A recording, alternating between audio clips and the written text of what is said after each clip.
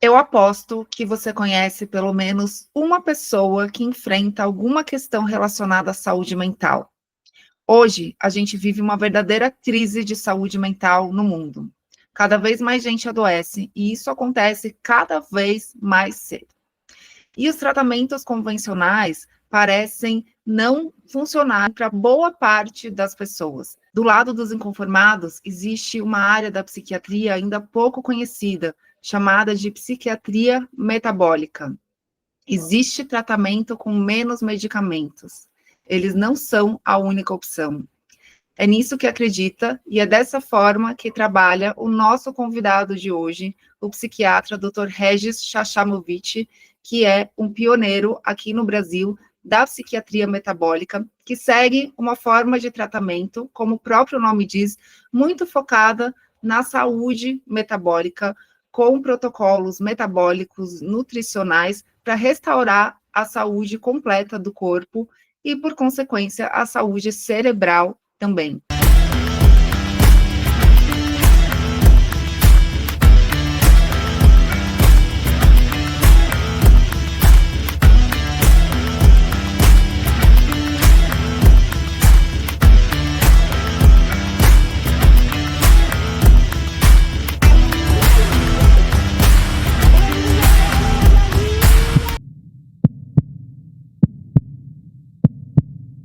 Doutor Regis, muito obrigada pela sua participação aqui no nosso podcast. Eu considero que você está atuando na vanguarda da medicina, num campo que muito provavelmente é o futuro da psiquiatria. E eu adoraria que você contasse para a gente como é a sua linha de atuação e como você descobriu esse tipo de tratamento psiquiátrico que é a psiquiatria metabólica. Uhum. Não, obrigado pelo convite, né? Eu também eu concordo contigo, eu também acho que esse é o futuro da psiquiatria. A minha linha de atuação e como eu cheguei até aqui é por uma história pessoal, né? A gente está até comentando antes da gravação de que boa parte das pessoas que chegam nessa área de atuação, não só dentro da psiquiatria, mas outras áreas da medicina, na questão metabólica, tem alguma história pessoal que fez chegar até ali, né? Para mim foi uma história do meu primeiro filho, né, dos meus dois filhos, na verdade, mas começou com o primeiro, da minha esposa, né, que sempre teve um diagnóstico de ovários policísticos desde a adolescência. E sempre tomou anticoncepcional como, assim, entre aspas, o tratamento para os sintomas dos ovários policísticos, o que sempre foi feito de rotina. Assim, o anticoncepcional controla alguns dos sintomas que os ovários policísticos causam. O problema é que é uma condição que está relacionada com infertilidade, né? Então, ela sempre ouviu de que, quando fosse tentar engravidar, se por algum acaso quisesse tentar engravidar, seria difícil, seria mais difícil do que a média. E, de fato, quando ela parava o anticoncepcional, ficava um tempo longo sem menstruar, né? Isso era o que acontecia normalmente com ela. Em 2014, a gente então decidiu que a gente iria tentar engravidar, ela parou o anticoncepcional e consultou com um endocrinologista. Eu sempre digo, faço questão de dizer, é um ótimo endocrinologista, e ele fez a conduta que é a conduta padrão, correta. Prescreveu um remédio para ela, que é a metformina, o glifage, que é um remédio que se usa para o diabetes, né? E eu brinco que, por sorte, ela não se adaptou ao remédio, ela teve uma série de efeitos colaterais e não conseguiu tomar a medicação. E ela foi pesquisar. Ela é nutricionista de formação, hoje ela é artesã, mas na época trabalhava como nutricionista, e foi pesquisar na internet. E um dia descobriu, é engraçado, ela estava até viajando e me ligou e disse, olha, eu descobri aqui uma dieta low carb, e vou começar a fazer porque eu acho que vai funcionar para ovário policístico. E eu, já formado em medicina, já psiquiatra, trabalhando com psiquiatria há já uma década, eu nunca tinha ouvido falar disso. E achei que ela estava maluca, achei que ela estava viajando, enfim, encontrou alguma coisa lá de alguém falando na internet. Só que teve duas coisas, né? Uma coisa é que ela estava muito convicta. Ela me disse, eu vou fazer isso, né? Eu gostaria que tu fizesse junto, mas eu tô convencida. E a outra coisa é que eu sabia que ela era uma pessoa com critério, quer dizer, ela não ia chegar nessa conclusão por qualquer coisa. E aí eu fui estudar, fui atrás, fui pesquisar. E encontrei um mundo de conhecimento já estabelecido na literatura científica sobre aquilo, que eu nunca tinha ouvido falar. E fiz uma boa faculdade, uma das melhores do Brasil, fiz uma ótima residência em psiquiatria também, uma das melhores do Brasil, e aquilo nunca tinha aparecido em nenhum momento da minha formação. E eu fiquei fascinado com aquilo. E também, para mim, aquilo foi importante, porque na época eu não sabia, hoje eu sei que eu já tinha algum grau de resistência insulínica. uma dificuldade muito grande de perder peso. Eu fazia todas as orientações, padrão de nutrição, seguia a dieta direitinho, fazia atividade física, e o meu peso baixava um pouco, mas ele batia num limite que não baixava mais, que era 80 quilos.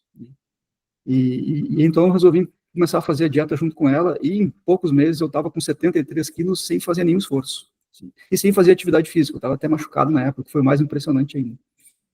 E aí eu fiquei muito entusiasmado com isso e comecei a querer estudar cada vez mais o mundo das dietas low carb. Que naquela época, para mim, parecia que tinha muita utilidade em doenças que se sabiam que eram metabólicas, obesidade, diabetes, ovários policísticos. Não tinha a mínima ideia que isso teria alguma aplicação em saúde mental. Naquela época eu não sabia. Mas fui estudando, fui fazendo cursos, fui aprimorando o conhecimento por interesse pessoal mesmo.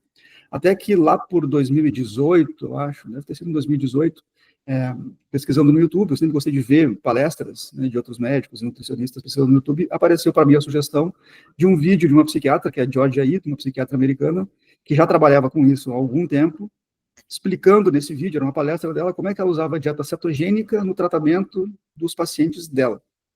Eu nunca tinha ouvido falar disso, né, mas ela mostrava, assim, ela explicava, bem explicado, e mostrava casos da prática dela. Bom, quando eu vi isso, aí eu entendi que existia alguma coisa que eu precisava ir atrás, assim, era um mundo completamente novo, e não só uma abordagem nova, mas o que ela estava mostrando ali eram pacientes que não tinham melhorado com nenhuma outra abordagem até então. Isso para mim era o fascinante, né? Porque não era mais um tratamento que eu não conhecia, mas que funcionava tão bem quanto todos os outros que a gente tinha. Era algo que funcionava quando os outros tratamentos não tinham funcionado. E aí eu comecei a estudar especificamente isso, a aplicação da dieta cetogênica e das dietas low carb em psiquiatria. E a partir daí, isso se tornou assim, o meu principal foco de interesse e foi se tornando aos poucos também a minha prática, né? Hoje em dia, a minha prática clínica diria, 90% do que eu faço no meu consultório no dia a dia é aplicar intervenções metabólicas, e aí a intervenção alimentar você está no centro disso, no tratamento de qualquer condição psiquiátrica, de qualquer gravidade, de qualquer intensidade, porque pelo que a gente sabe até hoje, aparentemente isso pode funcionar em qualquer condição psiquiátrica e algumas condições neurológicas, fora outras condições de saúde clínica em geral. Então, a trajetória foi mais ou menos essa. Você coloca na sua comunicação, quem está no perfil do seu Instagram, que é o @psiquiatria metabólica, vai ver uma frase que tem muito a ver com essa história que você contou agora, que é: existe tratamento com menos remédios, eles não são a única opção. Então, a gente está falando de uma terapia metabólica que tem como base a dieta cetogênica. Você pode explicar como funciona um tratamento nessa abordagem? Então, essa frase é interessante, Natália, porque assim, eu queria que tivesse alguma frase ali que chamasse a atenção das pessoas, não só por chamar a atenção das pessoas para o fato de que existe a possibilidade de tratamentos em que os remédios não são o centro do tratamento. Isso não é tanto porque eu sou contra remédio, eu não sou contra os remédios, isso é pelo fato de que muitas vezes os remédios não produzem o efeito que a gente gostaria que produzissem. Isso a pessoa que trabalha com saúde mental sabe disso, isso está mais do que bem mostrado em pesquisas também.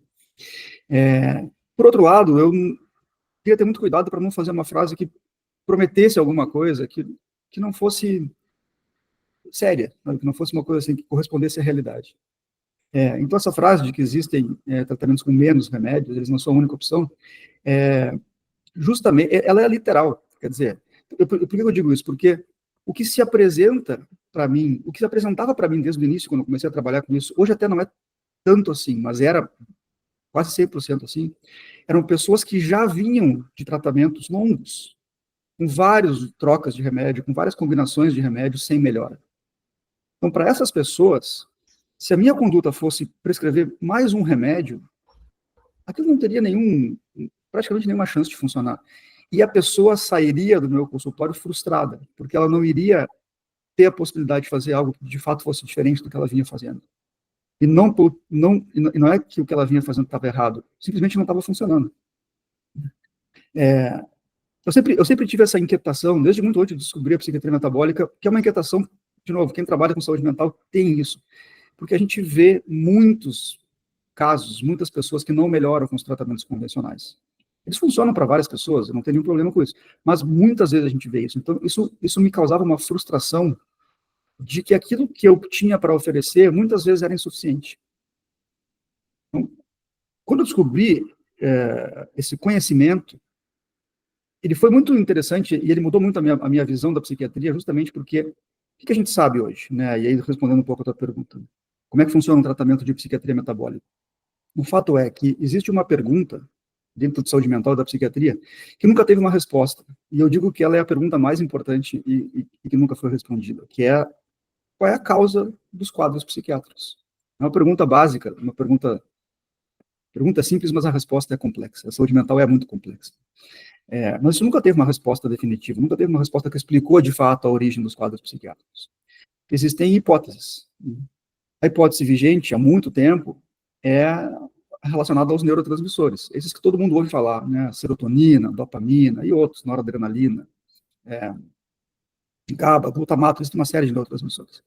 É nesses neurotransmissores que a imensa maioria dos remédios que a gente usa age. O efeito dos remédios é basicamente na ação, na disponibilidade e na ação dos neurotransmissores, que são substâncias importantes, mas essa teoria, essa hipótese nunca se confirmou. Ela já foi testada várias vezes e nunca se confirmou. E os remédios que a gente tem que agem nessas substâncias deixam um enorme grupo de pessoas sem um efeito significativo. A psiquiatria metabólica vem de uma junção de conhecimentos. Uma parte desse conhecimento já existe há muito tempo, e outra parte é mais recente. A parte que já existe há muito tempo é um conhecimento que mostra que existe uma relação muito íntima entre as doenças que sempre foram ditas que são metabólicas, por exemplo, obesidade, diabetes, doença cardíaca, a gente sabe há muito tempo que são doenças metabólicas, quer dizer, tem a ver com o funcionamento do organismo em geral. Existe uma relação muito íntima entre essas doenças e as doenças psiquiátricas. Quer dizer, quem tem algum tipo de doença metabólica tem uma chance significativamente maior de ter também algum tipo de doença psiquiátrica. E o contrário é verdadeiro. Quem tem algum tipo de doença psiquiátrica também tem uma chance bem maior de ter algum tipo de doença metabólica, obesidade, diabetes, doença cardíaca. Isso já se sabe há bastante tempo. Nunca soube por que essa relação existe, mas que ela existe, isso é uma coisa que já se sabe. Bom, mais recentemente, aí por métodos de pesquisa mais modernos, exames que pesquisam a função cerebral mais modernos, a gente tem uma outra parte desse conhecimento, que diz respeito ao que está acontecendo no cérebro de quem tem algum tipo de quadro psiquiátrico de saúde mental. E o que a gente sabe hoje é que existe um conjunto de alterações do metabolismo cerebral que estão presentes nos quadros psiquiátricos. E esse conjunto de alterações varia muito pouco de diagnóstico para diagnóstico. Então, o que acontece no cérebro de quem tem depressão é muito parecido com o que acontece no cérebro de quem tem transtorno bipolar, ou esquizofrenia, ou toque, ou ansiedade, todos os quadros psiquiátricos praticamente. Por isso a psiquiatria metabólica, porque são alterações do metabolismo cerebral, do funcionamento dos processos bioquímicos que acontecem no cérebro. E aí não tem tanto a ver com neurotransmissores. A alteração na função dos neurotransmissores é uma das consequências dessas alterações metabólicas. Mas o que está mais na raiz são essas alterações metabólicas. E esse é um conjunto delas, são algumas, não é uma só. Né? É algumas. É uma teoria da origem dos quadros psiquiátricos, que, pelo que a gente tem de conhecimento hoje, tem uma probabilidade maior de estar mais perto da verdade do que a teoria dos neurotransmissores. O que eu acho bonito da psiquiatria metabólica é que não é só uma teoria da origem dos quadros psiquiátricos. Isso também se traduz em intervenções, em novos tratamentos, novas terapêuticas. Eu sempre falo brincando, se fosse só uma explicação do que acontece, mas a gente não tivesse nada a fazer, seria interessante, mas não teria muita utilidade. Mas não, a gente sabe que existem intervenções que agem nesses mecanismos que estão alterados do metabolismo cerebral. Felizmente ou infelizmente, eu não sei, não são os remédios que agem aí, não existem medicamentos que agem de forma significativa nesses processos metabólicos que estão alterados. Mas existem intervenções do estilo de vida que têm um poder muito grande de melhorar de forma significativa esses processos. E dentro das intervenções do estilo de vida, várias delas são úteis, mas o que tem mais poder de fazer isso é a alimentação. Por isso a dieta tem um papel central em algum tratamento de psiquiatria metabólica. E dentro das dietas, a dieta cetogênica é a que a gente sabe, com conhecimento histórico, com dados de pesquisa, que tem um poder enorme de fazer de modular essas alterações para melhor. Outras intervenções também podem funcionar em vários casos. Uma dieta low carb que não é cetogênica, eventualmente uma dieta mediterrânea também podem ter um papel muito interessante. A cetogênica se destaca porque o poder de efeito dela é bem maior do que as outras. Doutor Regis, você falou alguns pontos muito importantes que eu gostaria de aprofundar um pouco mais. Primeiro, que quando a gente fala da causa das condições psiquiátricas, realmente a resposta que a gente tem dos neurotransmissores, ela deixa a gente ainda muito no escuro, porque tá bom, teve uma mudança ali na neuroquímica do cérebro, dos neurotransmissores, mas o que que causou isso? Porque a gente vê pessoas que tiveram a mesma conduta, abuso de substâncias químicas, e uma teve um surto, a outra não. A mesma genética, então irmãos, que um desenvolveu uma condição psiquiátrica e outro não. A gente fica achando que né, quando quem vive isso, né, e eu tenho pessoas muito próximas a mim que têm diagnóstico de esquizofrenia, sabe que parece que você está numa loteria, que você ganhou a loteria ao contrário, né, do azar, assim, não faz muito sentido na prática, apesar da gente ouvir a explicação. E, ao mesmo tempo, você falou que tem essa teoria metabólica que parece fazer muito mais sentido e que explica todas. E é um pouco, elas têm sintomas tão diferentes, né? Então, se você compara um quadro bipolar ou de esquizofrenia, pessoas que têm psicoses mesmo, que rompem muito com a realidade, de alguém que tem depressão, ansiedade, que também são condições sérias, mas que têm sintomas muito diferentes. Pô, explica pra gente o que está acontecendo no corpo dessas pessoas que traz esses sintomas, qual é a quebra que a gente tem ali no metabolismo, né, o problema que gera essas condições. Assim, é uma pergunta bem importante e dá margem para pensar em várias coisas, assim, porque se a gente não sabe qual é a raiz, qual é a causa de uma condição, a gente enxerga as consequências dela, né? Então, assim, se a gente fizer uma comparação, eu explico isso para os pacientes também para ajudar a entender. Vamos imaginar que a gente não conhecesse a existência de bactérias, micro-organismos. Uma época em que a gente não se sabia que isso existia. E diferentes pessoas têm uma infecção de garganta de origem bacteriana. Tem lá uma amidalite, enfim, uma infecção de vias aéreas bacterianas. Uma pessoa vai ter basicamente febre e dor de garganta. Outra pessoa pode ter muito mais coriza, coceira na garganta, coceira no nariz, coceira nos olhos. Outra pessoa vai ter só febre, mas não vai ter dor de garganta. Se eu não soubesse que existe uma causa comum para tudo isso, eu descreveria 3 síndromes diferentes. Daria um nome para cada uma delas. E o tratamento seria, para cada uma, o remédio que melhora aqueles sintomas. Para uma seria um antialérgico, para outra poderia ser um anti-inflamatório. Então seriam doenças diferentes, com sintomas diferentes e com tratamentos diferentes. O que faz uma pessoa ter mais coceira na garganta e outra ter mais febre? A gente não sabe exatamente. Predisposições, né? Caminhos que levam uma pessoa a ter mais um sintoma ao outro. Grande parte da teoria da psiquiatria metabólica propõe justamente isso, de que existe uma raiz comum aos quadros psiquiátricos, que não tem a ver com os neurotransmissores que a gente estava falando. E que a expressão disso para cada pessoa vai ser diferente. Por que isso é diferente? O que leva uma pessoa a ter mais um sintoma ao outro? Isso é muito mais teórico, por enquanto, né? A gente poderia falar aqui por características genéticas, por características próprias do metabolismo que muda de uma pessoa para outra. Tudo isso provavelmente é verdade, mas saber exatamente quais são os pontos que fazem, a gente ainda não sabe. Mas que existem esse conjunto de alterações metabólicas presentes nos diferentes quadros psiquiátricos, isso a gente já sabe. As pesquisas já mostram isso, né? E aí podem ser sintomas que aparentemente são completamente diferentes, e são mesmo. Quer dizer, uma pessoa que tem um sintoma psicótico, por exemplo, vamos supor que eu tenho uma alucinação, né? Então eu ouço alguém conversando comigo quando não tem ninguém aqui. Eu estou no meu consultório, não tem só eu aqui, eu estou ouvindo alguém conversando comigo. Isso é uma alucinação. Isso é muito diferente de eu ter tristeza, desânimo e falta de vontade de fazer as coisas, como um sintoma depressivo. Parece que são coisas de natureza completamente diferente. Isso acontece quando a gente olha para a expressão, quando a gente olha para o sintoma, né? Alguém poderia pensar lá atrás que dor de cabeça é completamente diferente do que coceira na garganta, né? Mas a mesma origem, a mesma raiz pode dar origem a esses sintomas. Então, essa é a primeira coisa que é interessante a gente pensar. E aí faz muito sentido quando a gente olha para a prática da psiquiatria, porque existe uma intersecção entre os quadros psiquiátricos muito grandes. Ao longo do tempo, uma pessoa pode ter um tipo de sintoma, depois predominar outro tipo de sintoma, depois outro tipo de sintoma, né? A gente pode dizer que ela tem 2 ou 3 diagnósticos diferentes.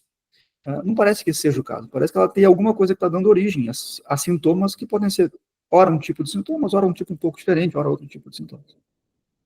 Dentro dessa ideia, os medicamentos que a gente tem disponíveis, eles são muito mais sintomáticos do que algo que vai agir na raiz.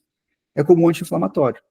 Não é que eles são proibidos de funcionar, eles podem funcionar. E às vezes eles podem dar um alívio grande, mas eles dificilmente dão uma melhora sustentada ao longo do tempo, e eles não tratam o que está causando aqueles sintomas. E aí a pergunta que tu me fez é, bom, o que está acontecendo no organismo dessas pessoas? Isso é uma coisa que, é claro que tem muita coisa que a gente não sabe ainda, mas tem muita coisa que a gente já sabe. E do que a gente sabe, existem alguns tipos de alterações, mas existem três que são as principais, provavelmente as mais importantes, e as que estão presentes em praticamente todos os quadros. Vou explicar rapidamente cada uma delas, para não ser muito técnico, mas para as pessoas entenderem o que é isso. Né? Uma delas é o que a gente chama de resistência insulínica. A resistência insulínica é algo importantíssimo e que a gente vai, inevitavelmente, ouvir cada vez mais ao longo do tempo, nos próximos anos, décadas, por dois motivos. Primeiro, porque é muito prevalente, cada vez mais pessoas têm esse quadro de resistência insulínica, a maioria não sabe que tem ainda. E o outro motivo é que a resistência insulínica está na raiz, não como única causa, mas como um dos fatores mais importantes de diversos quadros de doenças que a gente chama de doenças crônicas. Doenças psiquiátricas, doenças neurológicas, Alzheimer, por exemplo, doenças físicas, doenças cardíacas, diabetes, obesidade, pressão alta. Todas elas têm, em algum grau, e num grau grande, a resistência insulínica como um dos grandes fatores. Assim, resumidamente, a resistência insulínica é um estado de alteração do metabolismo da glicose, em que a gente tem, ao mesmo tempo, um aumento dos níveis de glicose, e aí um aumento não é ainda um aumento para além do que seriam os pontos de corte. É aquele aumento que era 75, começa a passar para 80, 85, dentro do que seriam os valores ainda normais, entre aspas, mas vai aumentando. Ao mesmo tempo em que o nível de insulina vai aumentando junto. E alguns órgãos, algumas partes do corpo vão criando uma resistência ao efeito desse hormônio. A insulina é um hormônio que tem dezenas de efeitos no corpo inteiro. Todas as células do corpo têm receptores para a insulina, literalmente todas as células. Então ela tem dezenas de efeitos dependendo de cada órgão do corpo. Um dos principais efeitos da insulina é fazer com que a glicose no sangue não suba. Por isso a gente sempre ouve falar da insulina em relação ao diabetes, o que de fato é um dos grandes efeitos que a insulina tem. Quando a insulina vai subindo muito, algumas partes do corpo vão criando um mecanismo de resistência. Literalmente para se proteger, alguns órgãos vão parando de responder ao efeito que a insulina está querendo produzir. Isso tem uma série de explicações bioquímicas e metabólicas, mas basicamente o que acontece é isso. E aí o nível de insulina vai subindo. Esse conjunto de coisas, alguns órgãos do corpo que não respondem à insulina e o nível alto de insulina causa uma série de problemas. Um dos principais é o seguinte, a insulina, um dos grandes efeitos que a insulina tem é na produção de energia pelas células do corpo. As células captam a glicose, o açúcar no sangue, e usam isso como combustível para produzir energia. Nesse processo, a insulina tem um papel importantíssimo. Então, se eu tenho um órgão do meu corpo que não está respondendo bem ao efeito que a insulina está querendo fazer, esse órgão está funcionando com menos energia do que ele deveria funcionar. Isso acontece em alguns órgãos do corpo. Um dos principais, talvez o principal, é o cérebro.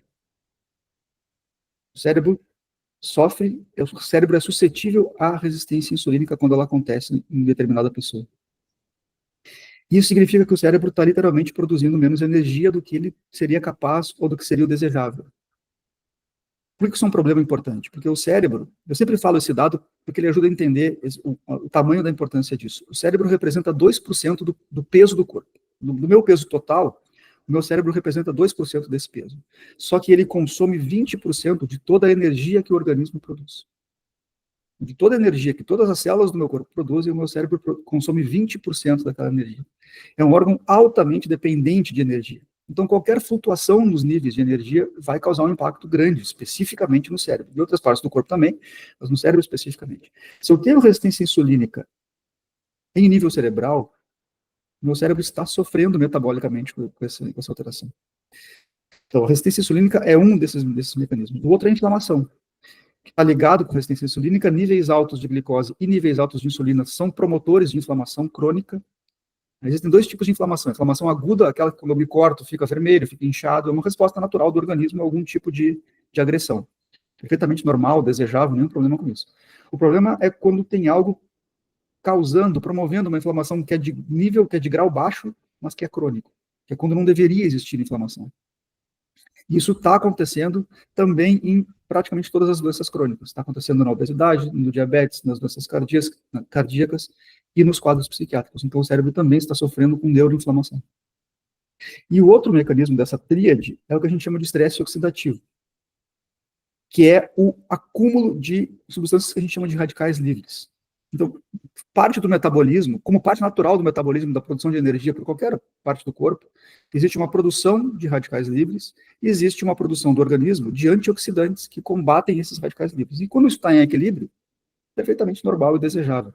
O problema é quando existe um desbalanço disso e começam a se acumular radicais livres, que são substâncias que, quando estão em excesso, causam dano às células.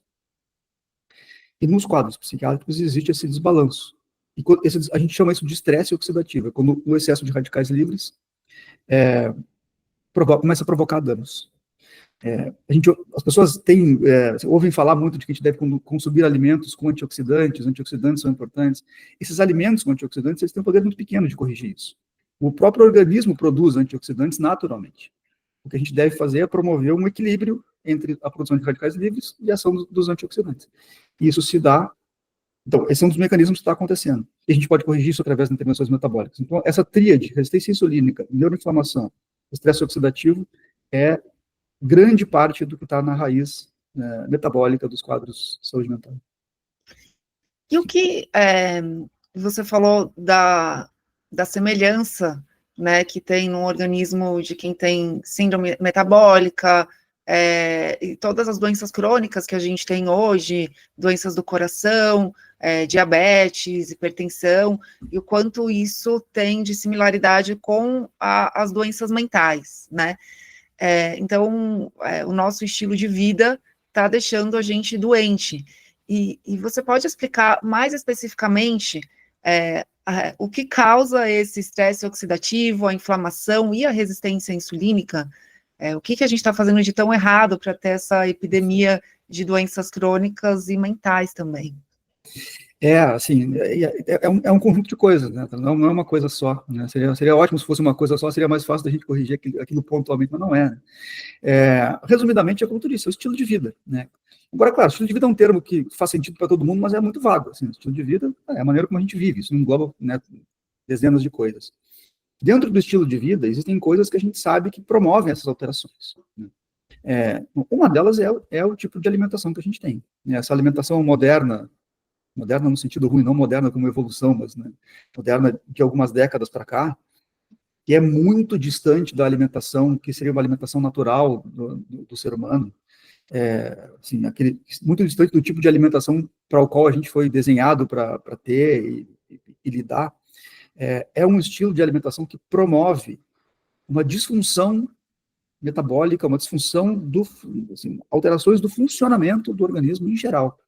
Essas três alterações, inflamação, resistência insulínica, estresse oxidativo e outras coisas, são causados, em grande parte, pelo estilo de alimentação moderno que a gente tem, que é um estilo de alimentação rico em alimentos ultraprocessados, rico em determinados alimentos que eram praticamente inexistentes da nossa dieta até pouco tempo atrás, assim, se a gente pensar do ponto de vista evolutivo, 200 anos atrás é muito pouco tempo, né, do ponto de vista evolutivo, né? E hoje alguns alimentos que são uma grande porcentagem do que a gente consome hoje são alimentos que ou não existiam ou eram uma pequeníssima porcentagem. Por exemplo, açúcar, né? O açúcar, hoje em dia, a quantidade de açúcar que se consome em média é enorme. E até algum tempo atrás era muito pequeno, né?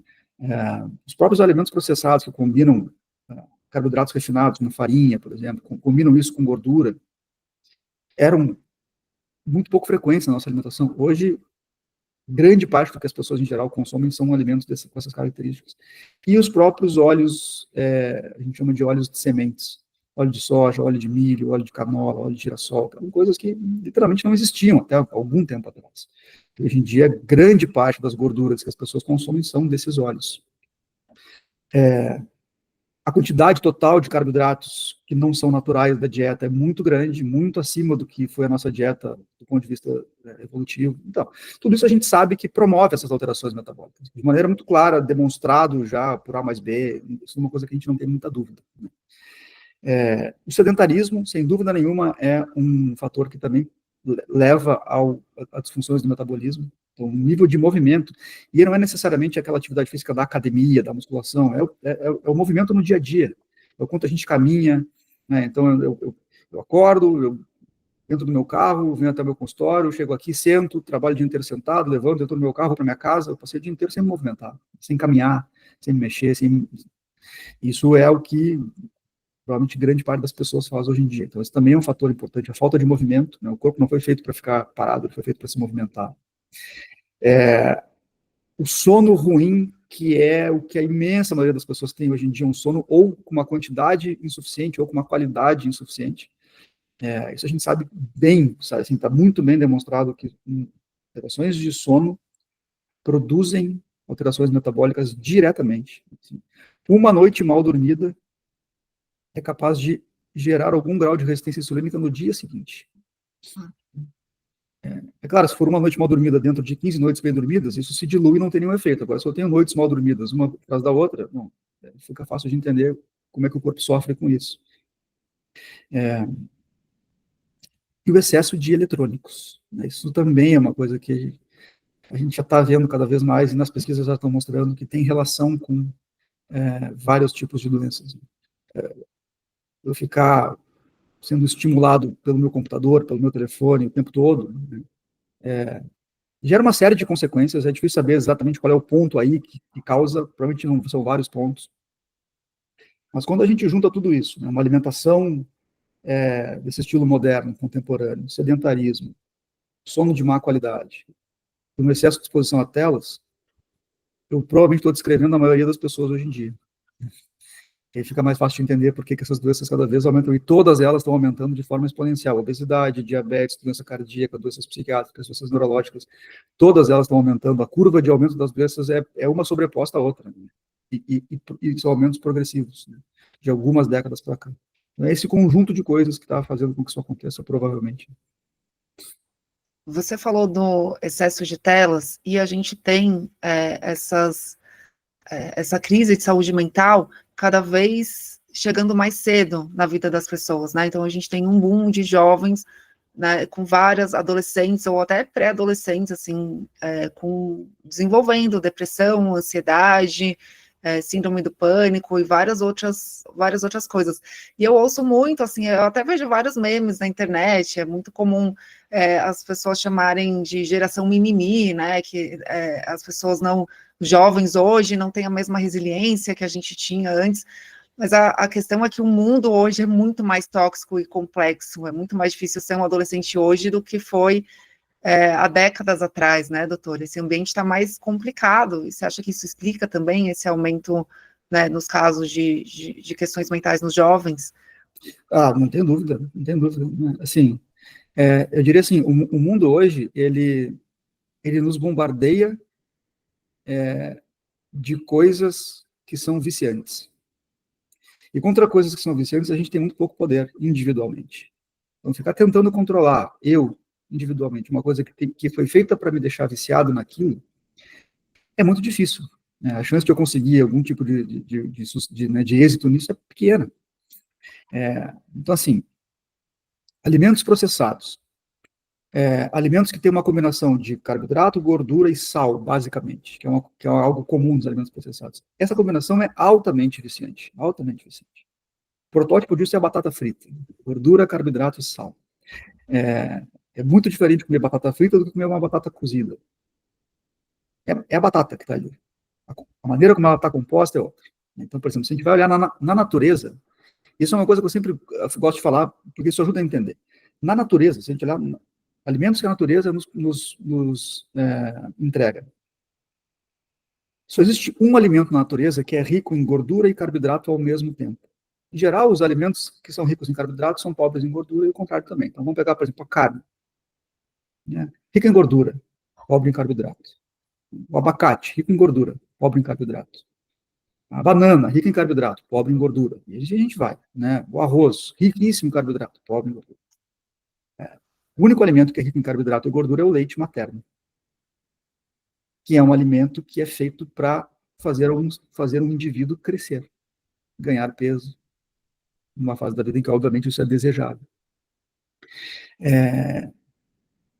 Essa combinação não existe, a gente não foi feito para consumir grandes quantidades de alimento rico em gordura e carboidrato ao mesmo tempo, e essa é uma combinação que nos faz perder o controle, nos deixa viciado nesses alimentos. Então, se eu desde cedo, criança, sou exposto a esse tipo de alimento, e é o que hoje em dia a maioria das crianças já começa a comer desde muito cedo, a minha chance de não ficar viciado nisso é muito pequena, e a minha chance de não adoecer a partir daí fica também muito pequena. Telas, eletrônicos, da mesma forma, o poder viciante de um telefone celular é altíssimo, altíssimo. A gente tem muito pouco controle sobre isso. Se nós adultos já temos muito pouco controle sobre isso, muito, muito pouco, imagina uma criança. Muito menos. Eu também, se uma criança de 6, 7, 8 anos já começa a ter acesso ao telefone, computador, telefone, a chance de ela não criar uma dependência no vício naquilo é muito pequena. O próprio excesso de conforto bem, é uma característica do mundo moderno. Até certo tempo atrás, o movimento no dia a dia era compulsório, né? As pessoas não tinham carro, ou poucas pessoas tinham carro depois que os carros surgiram, né? As pessoas caminhavam, né? Caminhavam até onde tinham que ir, ou pegavam um ônibus e desciam e caminhavam. Se queriam trocar o canal da televisão, tinha que pelo menos levantar do sofá e ir lá e mudar o canal, não tinha o controle remoto, enfim, uma série de coisas, né? Precisavam cozinhar, né? Não tinha iFood, delivery, isso é uma coisa moderna. Então, assim, o desconforto, um certo grau de desconforto era compulsório, era obrigatório, todo mundo tinha isso. E um certo grau de desconforto é desejável, a gente foi feito para melhorar com um certo grau de desconforto, um certo grau. O excesso da possibilidade de conforto também nos deixa viciado naquilo. Né? Eu não quero mais ter que ficar caminhando para onde eu vou. Né? Se eu vou a um lugar que é 10 quadras da minha casa, se eu tenho carro, eu vou de carro. Se eu estou cansado e deveria cozinhar alguma coisa, eu vou pedir um delivery. Esse excesso de conforto também nos deixa acostumados e viciados, entre aspas, naquilo. Se isso tudo está acontecendo desde cedo, são gerações que vão perdendo a capacidade de resiliência. Não porque são gerações fracas, não porque individualmente são sujeitos, pessoas diferentes do que a gente era, não porque antigamente era melhor. Não, a natureza do ser humano continua a mesma, mas porque desde cedo são vítimas, entre aspas, de um excesso dessas coisas todas que de fato, assim, eu digo que enfraquecem. Mas, de novo, enfraquece não é uma coisa pejorativa da pessoa, não é que ela é uma pessoa fraca, ela vai ficando fraca porque ela está exposta a um mundo que a deixa assim. Muito bom, doutor. Quem tem adolescente em casa, eu tenho uma, e até criança também, sabe como é difícil você lidar com isso, porque o que é nos dito é que, assim, hoje faz parte, a geração é uma geração tecnológica, você não pode, parece que você excluir seu filho das telas, é você tirá-lo do mundo, então é um absurdo, ele vai ficar isolado, é muito delicado, né, é muito delicado, mas é uma conversa, e a gente está vivendo também, tá começando, então os jovens de hoje estão sendo cobaias, a gente ainda, claro que já tem vários estudos nesse sentido, mas é tudo muito novo, então as pessoas ainda ficam um pouco incrédulas, né, será que faz tão mal assim? Assim, eu diria assim, a gente é cobaia de algumas coisas que estão acontecendo nas últimas décadas, né?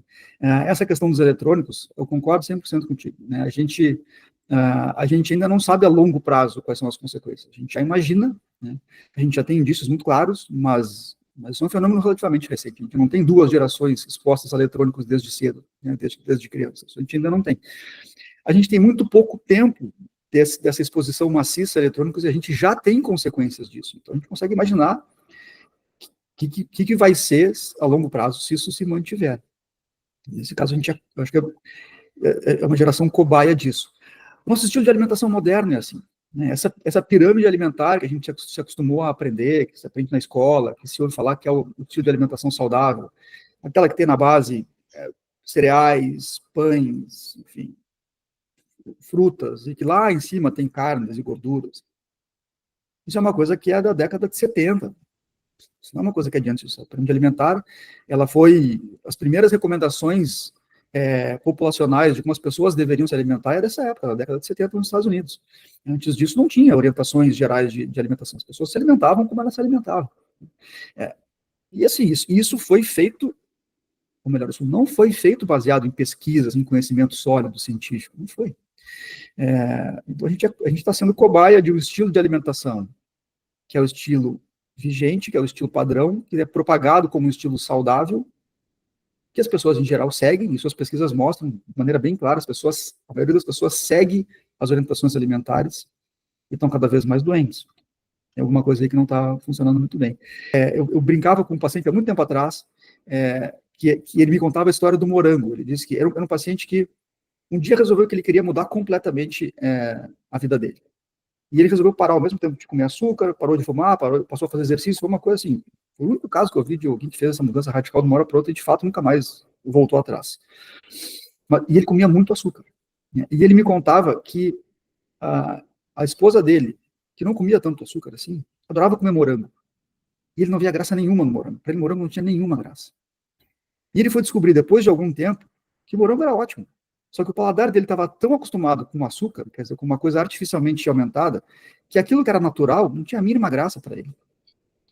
Isso acontece. Isso acontece com todo mundo. Né? Isso acontece com o eletrônico, por exemplo. Eu falo para as pessoas, a gente vê cores no computador, as crianças veem cores e movimentos num joguinho eletrônico. Não existem se olhar para a rua. Né? O verde da árvore não é igual ao verde do desenho animado. O verde do desenho animado é muito mais chamativo. Então a árvore fica meio sem graça, se ela for acostumada com aquilo. Então, se a criança comer eventualmente um doce, um pastel, bem, se o dia a dia dela for de alimentos naturais. Se o dia a dia dela for de alimentos ultraprocessados, ela não vai querer comer mais os alimentos naturais. A gente vê muitos adultos hoje falando, eu tenho um paladar infantil. Né? E eu falo para a pessoa, tu não tem um paladar infantil, tu está viciado em alimentos hiperpalatáveis. Isso não é o teu paladar de nascença, isso pode ser mudado, ele foi configurado assim ao longo do tempo. Dr. Regis, você estudou com a doutora Georgia Ede, essa psiquiatra americana, que é uma das precursoras também da psiquiatria metabólica, e ela fala muito de alimentação, né? E você falou algumas coisas aqui, que assim, a gente sabe que alimento ultraprocessado, bolacha de pacote, fritura, que isso não é saudável. Mas você citou também a nossa pirâmide alimentar, com grãos, cereais integrais, que a maior parte das pessoas acredita que faz bem. Então, por exemplo, aqui no Brasil é o dia a dia de todo mundo, praticamente todo mundo, comer arroz e feijão feito com óleo de soja. E a gente entende isso como uma alimentação saudável. Então, muitas pessoas estão seguindo normas alimentares, que você falou, né, que estamos sendo cobaias dessas normas alimentares que surgiram há algumas décadas, sem muito fundamento científico, apesar de ter sido vendido para a gente como algo super robusto, mas a gente está seguindo isso, comendo arroz e feijão, comendo grãos, cereais, pão integral, e acreditando que isso é saudável. Fala para a gente quais, em relação à nutrição, né, o que faz mal, o que é inflamatório, o que pode fazer mal para a nossa saúde mental e a gente não está percebendo. Uhum. Assim, nossa, tem tanta coisa para falar sobre isso, porque assim, né, como eu disse, eu estudei com a Georgia Ede. A Georgia Ede é uma psiquiatra que é uma das pioneiras da psiquiatria metabólica, e é uma pessoa, além de ser pioneira porque ela faz isso há mais tempo, é uma cabeça brilhante, assim, ela tem uma capacidade de pesquisa e de ir atrás do conhecimento que é fora da média. Então ela estudou a fundo essas coisas, além de ter na sua prática, eu sempre digo, né, uma coisa é a teoria, né, o mecanismo, outra coisa é a mão na massa de quem tem o compromisso de fazer alguma pessoa melhorar de alguma coisa, né, que está atrapalhando, alguma doença grave, alguma coisa séria. E ela tem as duas coisas, ela tem o conhecimento básico e ela tem a mão na massa de fazer isso, né, na prática clínica dela. E ela fala uma coisa que eu acho muito interessante, ela fala assim, bom, o que é uma dieta saudável para o cérebro? Que é uma pergunta que pode não ser tão simples de responder, mas tem algumas coisas que ajudam muito a pensar. Né? Então, assim, ela vai dizer primeiro que uma dieta saudável para o cérebro, ela necessariamente é uma dieta saudável para o corpo inteiro. Não faz sentido nenhum que um órgão tenha um tipo de alimentação que é melhor para ele, outro órgão tenha outro tipo de alimentação, a natureza não nos faz assim. Mas ela vai dizer que, pensando no cérebro, uma alimentação saudável tem que ter 3 características. Uma é que ela tem que nutrir o cérebro, quer dizer, ela tem que prover os nutrientes essenciais que o cérebro precisa. Então, uma dieta saudável para o cérebro tem que ter alimentos na sua composição que tenham nutrientes, vitaminas, minerais, proteínas, gorduras, que são essenciais para o funcionamento cerebral. O cérebro precisa desses elementos, proteína, vitaminas e minerais, as vitaminas e minerais adequados, em doses, em quantidades adequadas, precisa de boas quantidades de proteínas de boa qualidade e gordura de boa qualidade. Não existe uma quantidade mínima de carboidrato que o cérebro precisa para funcionar. Depois eu vou fazer um parênteses sobre isso, porque isso é extremamente importante e é um gerador de confusão para profissionais de saúde, inclusive, não só para as pessoas em geral. Então, assim, quais são os alimentos que têm vitaminas e minerais em quantidades adequadas, proteínas e gorduras? São os alimentos de origem animal. Nutricionalmente falando, e aqui eu sempre faço questão de dizer isso, né? As pessoas escolhem a maneira como elas se alimentam baseado em vários fatores, várias, enfim, preferências, e eu acredito que todo mundo tem o direito de escolher a maneira pela qual vai se alimentar, o tipo de alimento que vai consumir. Eu não acho que isso deve ser... Eu não me sinto à vontade para debater ou para rebater uma escolha pessoal, se ela é baseada em aspectos éticos, em aspectos pessoais. Isso é uma coisa individual. Então, eu sempre digo, eu falo estritamente do ponto de vista nutricional e de saúde. Esse é o ponto. Os alimentos de origem animal, as carnes especificamente, são alimentos completos. Os micronutrientes estão ali, os macronutrientes, proteínas e gorduras de boa qualidade estão ali. Nas quantidades adequadas, nas formas que o corpo consegue utilizar. Ela tem que ser uma dieta que não agride, que não causa problemas, que não gera alterações metabólicas do funcionamento cerebral que vão causar problemas. Então, ela tem que ser uma dieta que não vai ser uma dieta que vai ter alimentos que vão gerar esse tipo de alteração, essas alterações que a gente está falando desde o início. Né? E ela tem que ser uma dieta que faça com que o cérebro consiga produzir energia de forma adequada, na quantidade adequada para poder funcionar bem. Vamos pegar grãos e cereais, que são assim, sinônimos de saúde. Né? Assim, todo mundo que fala em granola pensa que granola é algo super saudável. A granola é ruim? Se tiver essa pergunta, né? A granola é um alimento ruim?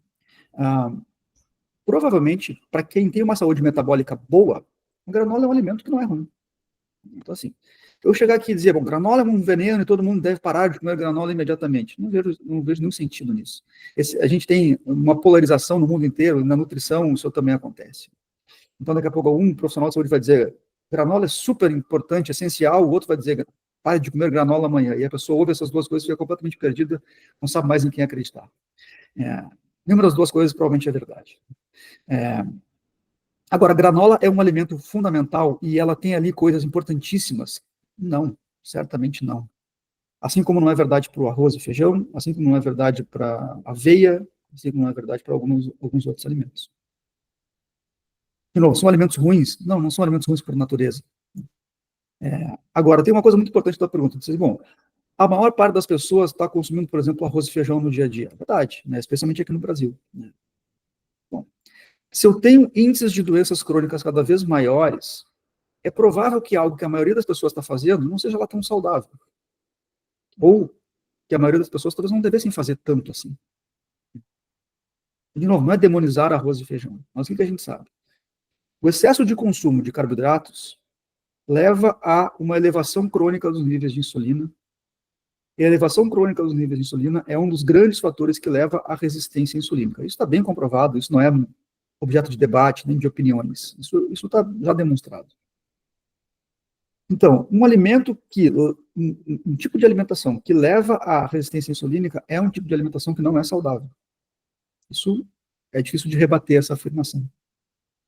Tipo de alimentação com uma quantidade muito grande de carboidratos é um tipo de alimentação que muito provavelmente para a maioria das pessoas não é saudável.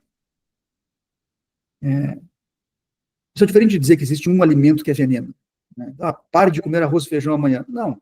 Mas se a tua alimentação é muito rica em carboidratos, é provável que ela, a médio e longo prazo, não vai ser uma alimentação saudável. Para o cérebro e para o corpo inteiro. E aí tem alimentos que vão diretamente produzir efeitos que são ruins. De novo, para todo mundo? Não, para um número muito grande de pessoas. Por exemplo, açúcar. Por exemplo, os óleos, esses que a gente está falando, de sementes, óleo de soja, óleo de milho, óleo de girassol, óleo de canola, enfim. E os farináceos, os alimentos ricos em farinha, especialmente farinha de trigo, refinado.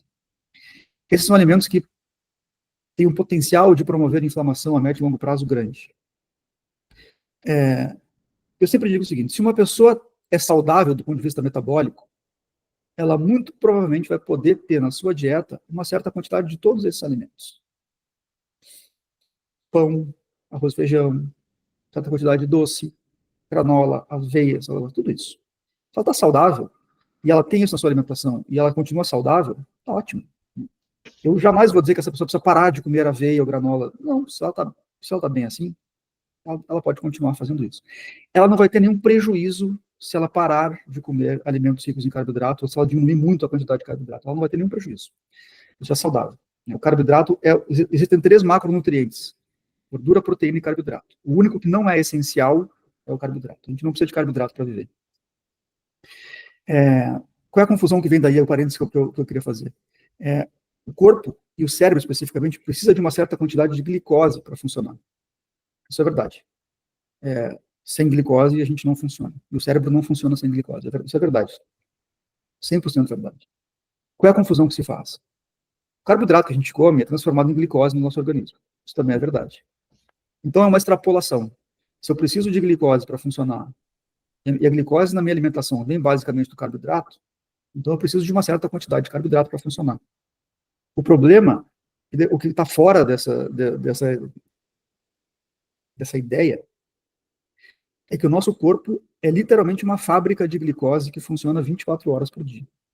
Nosso fígado produz glicose. Uma das principais funções do nosso fígado é produzir glicose.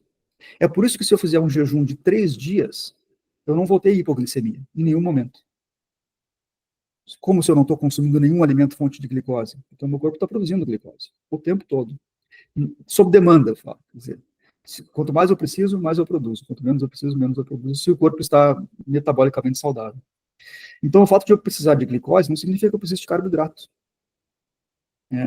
Tem uma analogia, o Dr. José Carlos Souto é um dos principais expoentes da dieta low carb, um dos mais estudiosos, é um cara fora da média, assim, das pessoas que têm um conhecimento enorme sobre isso. Ele faz uma analogia que eu acho super interessante. Ele diz, eu preciso de sangue para viver, mas nem por isso eu bebo sangue.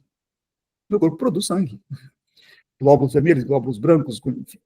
É a mesma coisa para a glicose. Eu preciso de glicose, mas meu corpo produz a glicose. A glicose é tão importante que a gente produz para não precisar depender da alimentação para isso. Então, uma dieta saudável para o cérebro, ela é uma dieta que tem esses componentes. Tem que nutrir o cérebro, tem que ter alimentos que nos entregam nutrientes essenciais, e tem que ter uma pouca quantidade de alimentos que são capazes de produzir danos para o funcionamento cerebral. E vale para o corpo inteiro. Qual é esse estilo de alimentação? Qual é essa dieta? Não tem uma só. Não tem, essa é a dieta que todo mundo deveria fazer. Tem alimentos que podem ser prejudiciais para todo mundo, como os processados e ultraprocessados. Então, todo mundo que tiver um consumo alto desses alimentos vai ter problemas. Isso a gente já sabe bem. Agora, qual é a dieta vai depender de cada indivíduo, do estado metabólico que ele tem, se ele tem ou não algum tipo de doença, se ele tem ou não algum tipo de sintoma. E aí tem uma diferenciação que eu tenho falado cada vez mais para os pacientes, para as pessoas, que eu acho importante, assim, que é a diferenciação entre o que é uma dieta saudável e o que é uma dieta terapêutica. Porque uma dieta saudável não existe uma só, né? Podem existir várias.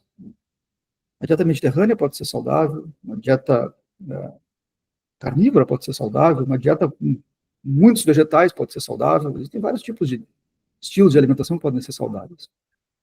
Mas uma dieta pode ser saudável, mas não ser terapêutica. Quer dizer, se eu quero usar a alimentação como um fator de melhora significativa de alguma doença, ou algum quadro de alteração do metabolismo, essa é uma dieta terapêutica.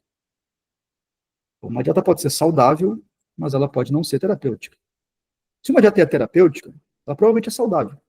É difícil imaginar uma intervenção que faz alguma doença melhorar, mas que, do ponto de vista de alimentação. E aí é onde entra o conhecimento da psiquiatria metabólica. Quer dizer, a dieta, a alimentação, a intervenção alimentar é capaz de fazer quadros de saúde mental melhorarem de forma significativa. Dependendo do tipo de intervenção que a gente faz, mesmo quadros refratários, esses quadros que eu estava falando lá no início, que já pessoas que fazem tratamento há muito tempo, já fizeram todos os tratamentos que foram orientados e que não melhoraram. Uma dieta, para ter essa característica, ela não vai ter algumas coisas que uma dieta saudável pode ter. Grãos, cereais, arroz, feijão e coisas assim. Não porque, de novo, não porque esses alimentos são ruins, porque para produzir o efeito que eu quero nessa pessoa que precisa melhorar de um quadro psiquiátrico, o tipo de alimentação que eu vou desenhar, se tiver esses alimentos de quantidade significativa, não vai produzir esses efeitos metabólicos que eu quero. Então, a resposta do que é uma dieta saudável, né, para a gente, é muito complexa, porque ela pode variar dependendo de cada pessoa, dependendo de cada condição, e dependendo do que a gente quer que aquela dieta faça para aquela pessoa. Ela pode ser uma dieta que vai evitar que a pessoa desenvolva doenças, ou que vai diminuir a chance disso acontecer, e aí é um tipo de alimentação, ou ela pode ser uma dieta que a gente vai usar para tentar tratar aquela doença que já está instalada, e ela vai ser um outro tipo de alimentação. Doutor Regis, explica de uma forma geral o que é a dieta cetogênica e a terapia cetogênica que é usada no tratamento psiquiátrico. E aí, fazendo uma ressalva que é algo, é um tratamento médico que vocês fazem com acompanhamento de nutricionista também, é algo que não dá para a gente, quem está ouvindo aqui de forma alguma, fazer uma pesquisa na internet, fazer a dieta cetogênica e deixar o tratamento convencional de lado. Inclusive, é um risco alto você parar de tomar o medicamento do nada, né? Isso pode ter sérios danos para o cérebro, né, doutor? Pode sim. Aqui tem... interessante isso, porque tem sempre algumas coisas que eu faço questão de falar, porque eu falo sobre dieta cetogênica e eu sou entusiasmado com o tema porque eu vejo isso na prática, eu vejo o que isso pode fazer pelas pessoas, então eu me entusiasmo falando disso. Mas eu sempre faço questão de falar algumas coisas, né, que tem a ver com isso que eu disse agora no final, né. A primeira, o fato de a gente querer fazer um tratamento que não envolva remédios ou que envolva menos remédios, que é um tratamento diferente do que os tratamentos convencionais sugerem, não nos autorizam a fazer qualquer coisa. Então, assim, se uma pessoa me diz, olha, eu quero tentar um tratamento, mas eu não quero tomar remédio, isso não me autoriza a dizer, bom, vamos tentar qualquer tipo de intervenção para ver o que acontece. Bom, eu preciso oferecer um tratamento para aquela pessoa que seja sério, e que seja baseado em conhecimento sólido, científico, que tenha lastro. Né? Senão vira uma medicina alternativa no sentido ruim da palavra. Né? E a cetogênica não tem nada de medicina alternativa nesse sentido. É baseado no conhecimento sólido de longa data. A outra coisa que eu faço questão de dizer é que o fato de eu falar sobre tratamentos psiquiátricos com menos remédios, eventualmente tratamentos psiquiátricos sem remédios, não quer dizer que eu sou contra remédio, não quer dizer que eu acho que remédio é veneno e que nenhuma pessoa deveria tomar remédio nunca na vida. Não tem nada disso. Os remédios eles podem ser muito úteis em várias situações. Como tu disse, uma pessoa que está tomando uma ou mais medicações psiquiátricas não deve parar de uma hora para outra, porque isso pode trazer consequências que podem ser sérias, inclusive. E um tratamento, uma terapia cetogênica, que eu vou explicar mais ou menos o que é, ela deve ser feita com um acompanhamento como qualquer outro tratamento. É um tratamento médico, uma intervenção terapêutica. Né? Não é uma coisa contra os médicos tradicionais, não é uma coisa contra a medicina tradicional. É simplesmente uma alternativa diferente, mas que deve ser feita de maneira séria e responsável. Então, eu faço questão de dizer isso. Para não parecer assim, a pessoa, eu estou estimulando a pessoa a largar todos os seus médicos e fazerem por conta uma coisa qualquer. Não tem nada disso. Bom, o que é a terapia cetogênica? Vamos lá, a dieta cetogênica é qualquer estilo de alimentação que leve a pessoa ao estado que a gente chama de cetose nutricional. O que é cetose nutricional? Cetose nutricional é um estado em que o organismo da pessoa está produzindo uma quantidade significativa de corpos cetônicos. Numa alimentação padrão, comum, moderna, a quantidade de corpos cetônicos é desprezível, mínima, é praticamente zero ou um pouquinho mais do que zero. Bom, o que esse estado de cetose nutricional faz? Uma série de modificações na maneira como o corpo funciona. Então, quando a pessoa está em cetose, significa que ela tem circulando no seu sangue uma quantidade significativa dessa substância. Depois eu vou explicar um pouco como é que isso acontece e o que são eles. Mas a consequência disso é que esse estado de cetose promove uma série de alterações para melhor do funcionamento do corpo inteiro e especificamente do cérebro. O cérebro é provavelmente o órgão que mais se beneficia do estado de cetose. Por alguns motivos. O primeiro é que essas substâncias, esses corpos cetônicos, são um combustível para os neurônios. Vamos voltar um pouquinho para as pessoas entenderem. Eu estava dizendo antes que o quadro de resistência insulínica é um dos pilares que está na base dos quadros de saúde mental, dos quadros psiquiátricos. Eu estava explicando que a insulina é importante para que as células produzam energia. Então, um cérebro resistente à insulina é um cérebro que está produzindo menos energia do que deveria produzir para funcionar bem. Os corpos cetônicos são um combustível alternativo. É como se eu tivesse um carro que está com um tanque cheio de gasolina, mas ele não está conseguindo, o motor não está funcionando bem, aquela gasolina não está fazendo o motor funcionar bem. Mas se ele tiver álcool circulando no tanque, ele funciona bem com álcool, não tem nenhum problema. É mais ou menos a mesma coisa.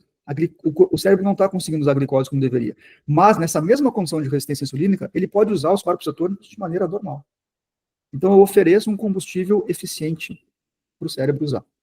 Outras partes do corpo também usam os corpos cetônicos como combustível, mas o cérebro especialmente usa, gosta muito. É um combustível limpo, um combustível eficiente para o cérebro. O estado de cetose é um estado que diminui e tem um poder anti-inflamatório muito grande. A gente ouve muitas pessoas falarem de dieta anti-inflamatória, consumir alimentos que podem ser anti-inflamatórios. A dieta cetogênica, o estado de cetose nutricional, tem um poder anti-inflamatório enorme. O estresse oxidativo é corrigido pelo estado de cetose nutricional, e vários outros benefícios. Por isso que o estado de cetose nutricional é um estado terapêutico, ele é um estado que promove melhora desses mecanismos todos e melhora das doenças que têm isso na base, que são praticamente todas as doenças crônicas. Como é que a gente sabe disso? A gente sabe disso há muito tempo. A dieta cetogênica, ela foi usada pela primeira vez, proposta e testada pela primeira vez em 1921, há mais de 100 anos. Então, por isso que eu disse que a gente tem um conhecimento histórico sobre isso. Né? Então, quando a gente vai falar, por exemplo, que a cetogênica é uma dieta da moda, ela é uma dieta da moda quando ela é usada para perda de peso, quando ela é propagada no Instagram. Aí ela é da moda. Né? Mas o conhecimento sobre ela e o uso terapêutico dela não tem nada de moda. Né? Isso tem mais de 100 anos. E ela foi usada e testada pela primeira vez para o tratamento de epilepsia. Quer dizer, uma doença em que o funcionamento cerebral está seriamente comprometido. Então, lá atrás, né, um neurologista americano fez uma suposição de que a dieta cetogênica, quer dizer, uma dieta que levasse o corpo a entrar em cetose, poderia ser um tratamento efetivo para a epilepsia, e isso baseado num conhecimento que já se tinha, de que o estado de jejum prolongado faz as crises epiléticas, as convulsões de quem tem epilepsia melhorarem, e às vezes melhorarem bastante. Isso já se sabia há bastante tempo. E o que se sabia também é que o jejum prolongado faz o corpo entrar em estado de cetose. A hipótese desse médico é que era esse estado de cetose que era o responsável pela melhora das crises convulsivas, e ele então desenhou uma dieta que também colocasse o organismo em estado de cetose. E testou, e de fato se provou que era eficaz, e a dieta cetogênica passou a ser um tratamento vigente para epilepsia, e se usa isso desde aquela época. Então, eu falo sempre assim, não existe uma dieta cetogênica. Por quê? Porque a dieta cetogênica é qualquer tipo de alimentação que leve o corpo ao estado de cetose. Agora, existem condições para isso acontecer, né? Que são basicamente duas, assim, a grosso modo. Uma delas é que é preciso que os níveis de insulina estejam baixos para que isso aconteça. E o motivo disso é o seguinte, os corpos cetônicos são produzidos no fígado a partir do metabolismo das gorduras. Quando eu tenho gordura circulando no sangue em quantidade significativa, parte dessa gordura no fígado é transformada em corpos cetônicos. A insulina é como se fosse um interruptor que liga e desliga esse processo. É quase literalmente isso. Quando a insulina sobe, esse processo é interrompido. É como se fosse uma fábrica, e eu vou lá e tiro da tomada a energia elétrica dessa fábrica, as máquinas param. Então eu preciso de insulina baixa. Se eu preciso de insulina baixa, eu preciso evitar que ela suba. E o que faz a insulina subir é o aumento de glicose no sangue, entre outras coisas, mas esse é o principal. E o que faz a glicose aumentar é o consumo de carboidratos. Então, por isso, a cetogênica é uma dieta que precisa ter uma quantidade bastante baixa de carboidratos. Como eu disse lá atrás, os carboidratos não são essenciais, então o fato de ter muito pouco carboidrato na dieta não tem nenhum tipo de problema, nenhum tipo de risco. Essa é uma condição. A outra condição é que a matéria-prima para a produção de corpos cetônicos é a gordura. Então, eu preciso ter uma quantidade razoável, significativa de gordura na minha alimentação, para que o meu fígado tenha acesso a uma boa quantidade de gordura. Então, a dieta cetogênica é uma dieta que tem uma quantidade pequena de carboidratos, bastante pequena, e uma quantidade suficiente de gordura, que não é um caminhão de gordura, mas é uma boa quantidade de gorduras. Gorduras saudáveis, que também não nos causam nenhum problema. E uma quantidade adequada de proteínas. Mas isso pode ser atingido por diferentes estilos de alimentação. Então, eu posso ter uma dieta cetogênica carnívora e posso ter uma dieta cetogênica vegana, por exemplo. Que são dietas opostas, mas que ambas, se forem bem desenhadas, podem levar ao estado de cetose nutricional. Então, não existe uma dieta. Eu sempre falo que a dieta cetogênica, eu faço questão de dizer isso, ela tem algumas diferenças para qualquer outros estilos de dieta. Uma é esse poder terapêutico de corrigir esses mecanismos que não existe nenhuma outra intervenção alimentar que a gente sabe que tem esse mesmo poder. Existem algumas que têm um poder, que também podem fazer algo parecido. Então, assim, psiquiatria metabólica não é necessariamente sinônimo de só dieta cetogênica, embora grande parte seja. A outra diferença é que a maioria dos estilos de dieta são definidos pelos tipos de alimentos que a gente come no dia a dia. Então, eu sempre digo assim, se tu me disser o que tu come no dia a dia, eu vou poder te dizer se a tua dieta é vegana, vegetariana, carnívora, mediterrânea, enfim, dieta da pirâmide alimentar. Se tu me contar o que tu come no dia a dia, me perguntar se a tua dieta é cetogênica, eu só tenho duas respostas para dar para essa pergunta. Eu posso dizer ou que não, ou que eu não sei. Por que isso? Porque assim, se tu me disser, bom, eu como arroz, feijão, batata, pão e macarrão, a minha dieta é cetogênica? Não, essa dieta não é cetogênica porque a quantidade de carboidratos é alta e isso impede o estado de cetose. Agora, se tu me disser, eu como só carne todos os dias, minha dieta cetogênica, eu não sei. Pode ser que sim, mas pode ser que não. Por quê? Porque a cetogênica é definida pela presença de uma quantidade significativa de corpos cetônicos. Eu só vou saber se eu medir. Então, eu tenho um aparelhinho que eu vou medir, igual aquele aparelhinho que o diabético usa na ponta do dedo, aquele aparelho vai medir a glicose, esse vai medir a quantidade de corpos cetônicos. Então, quando eu faço uma dieta terapêutica, isso é um fator de confusão. Algumas pessoas chegam na consulta e dizem, mas eu já fiz uma dieta cetogênica e ela não funcionou muito bem.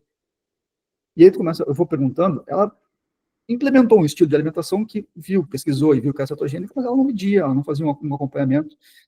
Essa dieta, provavelmente, ela não era cetogênica. Então, o que é uma dieta cetogênica? É uma dieta, qualquer estilo de alimentação que leve ao estado de cetose nutricional, que tem esses dois pilares, baixo carboidrato, uma quantidade suficiente de proteína e uma boa quantidade de gorduras. O que é a terapia cetogênica? A terapia cetogênica é a implementação de uma dieta cetogênica no contexto do tratamento de algum tipo de doença. E aí, por que terapia cetogênica? Porque ela é uma dieta que é um tratamento, ela não é uma dieta para se ficar um pouco mais saudável, é uma dieta para um tratamento, vai deixar a pessoa mais saudável como consequência, mas é um tratamento. E como tratamento, ela tem que ter um acompanhamento. Então, eu vou precisar desenhar a dieta, acompanhar a implementação da dieta pela pessoa, medir os corpos cetônicos para ver se estão em bom nível ou não, ajustar para chegar no nível que a gente quer. Por isso não é só uma dieta no sentido assim, essa é a tua dieta, é uma terapia, porque tem um acompanhamento necessário nesse processo. Doutor Regis, em relação à dieta cetogênica e a terapia cetogênica, né? Então, quando a gente consegue uma quantidade significativa de corpos cetônicos, a gente considera que essa dieta cetogênica realmente está estabelecida.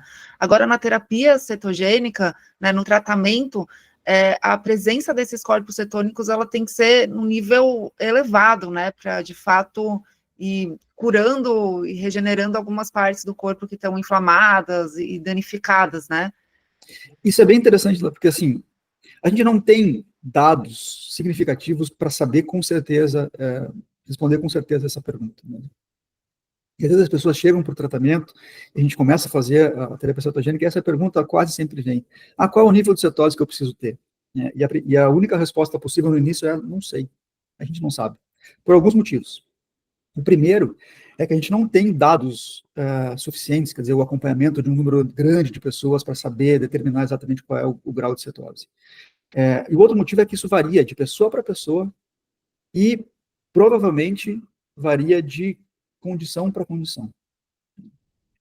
Quanto mais grave a condição que a pessoa tem, é provável que ela precise de uma quantidade de corpos cetônicos mais alto, e quanto menos grave, mais baixo. Mas existe uma variação. Então, assim, tem pessoas que com uma cetose leve, baixa, já tem uma melhora muito grande. Tem pessoas que com uma cetose baixa melhoram um pouco, mas quando atingem uma cetose um pouco mais alta, tem um outro nível de melhora que não tinha antes. E o que a gente faz hoje em dia eu falo que a gente vai determinar isso para cada pessoa ao longo do tempo. Então, a gente vai começar a dieta, acompanhar o nível de cetose que vai ser produzido pela pessoa, acompanhar a melhora clínica que ela vai ter do seu quadro, dos seus sintomas, e ir fazendo uma correlação que é individual. E nós vamos descobrir para cada pessoa qual o nível de cetose em que ela se sente melhor. Isso é relativamente, assim, tem uma relação muito estreita. Quando a gente faz o tratamento e a gente acompanha com o tempo, a gente consegue perceber isso. Então, uma pessoa vai dizer, bom, quando a minha cetose baixa Quando a gente mede nesse aparelho, a gente considera que a partir de 0,5 milimóis por litro é a unidade que a gente usa de corpos cetônicos no sangue. A partir de 0,5, a gente considera que a pessoa está em cetose nutricional. Quando a gente faz o acompanhamento, a gente vai em algum ponto, a pessoa vai conseguir saber, bom, se a minha cetose sobe de 1,5, é onde eu me sinto melhor. Se ela baixa de 1, eu tenho algum tipo de sintoma volta. Então, ela vai determinar, bom, para mim é interessante eu me manter acima desse nível. Isso varia muito de pessoa para pessoa. Né? Tem pessoas que precisam estar acima de 0,8, tem pessoas que têm que estar acima de 1,5, eventualmente acima de 2. É muito variável. Os dados que a gente tem hoje em dia sugerem que a maioria das pessoas tem uma melhora mais significativa se elas estão entre 1,5 e 3. Mas isso é uma média, isso não é uma regra geral. Então, não existe um nível determinado de cetose. E nem necessariamente quanto mais cetose, melhor. Para cada pessoa, isso vai ter que ser determinado individualmente. Agora, por que a terapia cetogênica funciona? O que esses corpos cetônicos estão fazendo no corpo e principalmente no cérebro de alguém que tem uma condição psiquiátrica que ajuda a melhorar? E aí a próxima pergunta é o que se pode esperar? Né? Imagino que é tudo muito relativo, mas o quanto pode melhorar? Né? E dá para falar em remissão, em cura? Ótimas perguntas, assim, porque por que tem a cetogênica, o que ela faz, né? Por que ela funciona? E assim, pesquisas sobre o mecanismo o mecanismo de ação da dieta cetogênica, existem muitas pesquisas sobre isso. Isso é um conhecimento que a gente tem há muito tempo. Muito em função do mundo da neurologia, né, na epilepsia, que é o uso mais antigo da dieta, mas a intervenção é a mesma, né, a dieta é a mesma que a gente usa em psiquiatria, a gente pega emprestado da neurologia. Por que ela funciona? A resposta mais simples e provável ela funciona porque ela age nos mecanismos que estão na raiz dos quadros psiquiátricos. E o conhecimento que a gente tem hoje mostra que ela age em muitos desses pontos, se não todos eles. Então a gente tem, por exemplo, aqueles 3 pontos que eu disse, e depois tem um quarto ponto. Então a gente tem resistência insulínica, inflamação, estresse oxidativo. E um quarto ponto, que é uma consequência de tudo isso, é uma deficiência na função mitocondrial. As mitocôndrias são pequenas estruturas que estão dentro das células, que estão presentes em grandes quantidades, dependendo do órgão, tem mais ou menos mitocôndrias, e tem uma série de efeitos. A produção de energia se dá na mitocôndria, mas tem uma série de outros efeitos. A própria produção de neurotransmissores se dá na mitocôndria, mas tem muitos outros efeitos. A função mitocondrial está alterada nos quadros de saúde mental. Bom, o que a gente sabe hoje, isso está muito bem estabelecido. O estado de cetose, a dieta cetogênica, age em todos esses mecanismos. Então, a cetogênica melhora a resistência insulínica e reverte, corrige a resistência insulínica em grande parte dos casos, ao mesmo tempo que proporciona um combustível eficiente quando o corpo não consegue usar a glicose. A cetogênica melhora os quadros inflamatórios, essa inflamação crônica que está presente melhora muito com a cetogênica, e aí especificamente no cérebro ela tem esse efeito muito importante. Ela corrige o estresse oxidativo, quer dizer, o cérebro que funciona com corpos cetônicos, ele produz menos radicais livres, ele produz mais antioxidantes naturalmente. Eu não preciso comer alimentos ricos em antioxidantes, isso está acontecendo naturalmente. E a dieta cetogênica melhora a função mitocondrial, faz com que o corpo se livre de mitocôndrias que estão já velhas ou com defeitos, e faz o corpo produzir novas mitocôndrias. É provável que esse seja o mecanismo pelo qual a dieta cetogênica, e a razão pela qual ela funciona. Existe uma coisa que eu falo assim, que jogou a favor da cetogênica na psiquiatria, que é o fato de que no começo, os pioneiros, os primeiros psiquiatras que começaram a usar isso, eles começaram a usar na sua prática clínica muito por observação, não existiam pesquisas robustas que faziam com que eles pudessem usar aquilo de forma oficial, vamos dizer assim. Existiam pesquisas de conhecimentos antigos de que se sabia que era uma dieta segura, tudo isso, né? Não era um teste qualquer. Mas não se tinha um conhecimento do uso da cetogênica em psiquiatria. Isso há 15, 20 anos atrás. Então, esses primeiros psiquiatras reservavam o uso da dieta só para aquelas pessoas que já tinham feito os tratamentos padrão e não tinham melhorado, que eram os casos refratários. Quer dizer, uma doença refratária é aquela que não responde aos tratamentos que a gente tem. Os casos psiquiátricos refratários são, infelizmente, uma grande porcentagem dos casos. Então, por exemplo, uma depressão refratária é aquela em que a pessoa já tomou vários tipos de remédio, combinações de remédio, seguiu todos os guidelines de tratamento e não melhorou. Isso é uma depressão refratária. Como tem transtorno bipolar refratário, esquizofrenia refratária. É um grande número de pessoas, infelizmente, em psiquiatria que tem doença refratária. O que esses médicos começaram a fazer é usar a dieta nesses casos. Bom, até agora nada funcionou, eu tenho aqui uma ferramenta que, quem sabe, pode ser útil. E começaram a usar. E viram que ela funcionava, em grande parte dos casos. Então, é um tratamento que já nasceu se sabendo que funciona para casos graves e refratários. Que eu falo que assim, o grande diferencial da cetogênica porque eu digo isso, né? Quer dizer, se fosse um tratamento que funciona, onde vários outros tratamentos também funcionam, seria mais uma ferramenta, teria sua utilidade, mas não teria nada de muito especial. seria mais uma ferramenta no meio de várias outras. O que a gente vê é que a cetogênica, ela muitas vezes funciona mesmo quando nada mais funciona. Isso, para mim, é o mais especial que essa terapia tem, que esse tratamento tem. Doutor, e quando a gente fala que funciona, o que significa funcionar? Então, ela é capaz de fazer alguém que tem esquizofrenia, que está tendo alucinações, cessar essas alucinações? Alguém que está no estado depressivo, né, sem conseguir sair da cama, vai conseguir retomar a vida? A gente consegue ter remissão dos sintomas? Então, assim, e aí é interessante isso, porque tem alguns termos que a gente tem que usar com cuidado, assim, né? Na outra pergunta, tu me perguntou sobre remissão ou cura. Eu vou usar a definição desses dois termos primeiro, para depois explicar por que a gente usa um ou pode não usar outro. Né? A cura, do ponto de vista médico, né, de saúde, a cura significa mais ou menos o seguinte: eu tenho uma doença, eu faço uma intervenção, aquela doença para de se manifestar, eu tiro essa intervenção e sigo sem manifestação da doença. Então, por exemplo, eu tenho uma infecção, eu uso um antibiótico, minha infecção melhora, eu paro o antibiótico e a infecção segue bem, eu não tenho mais infecção, eu estou curado.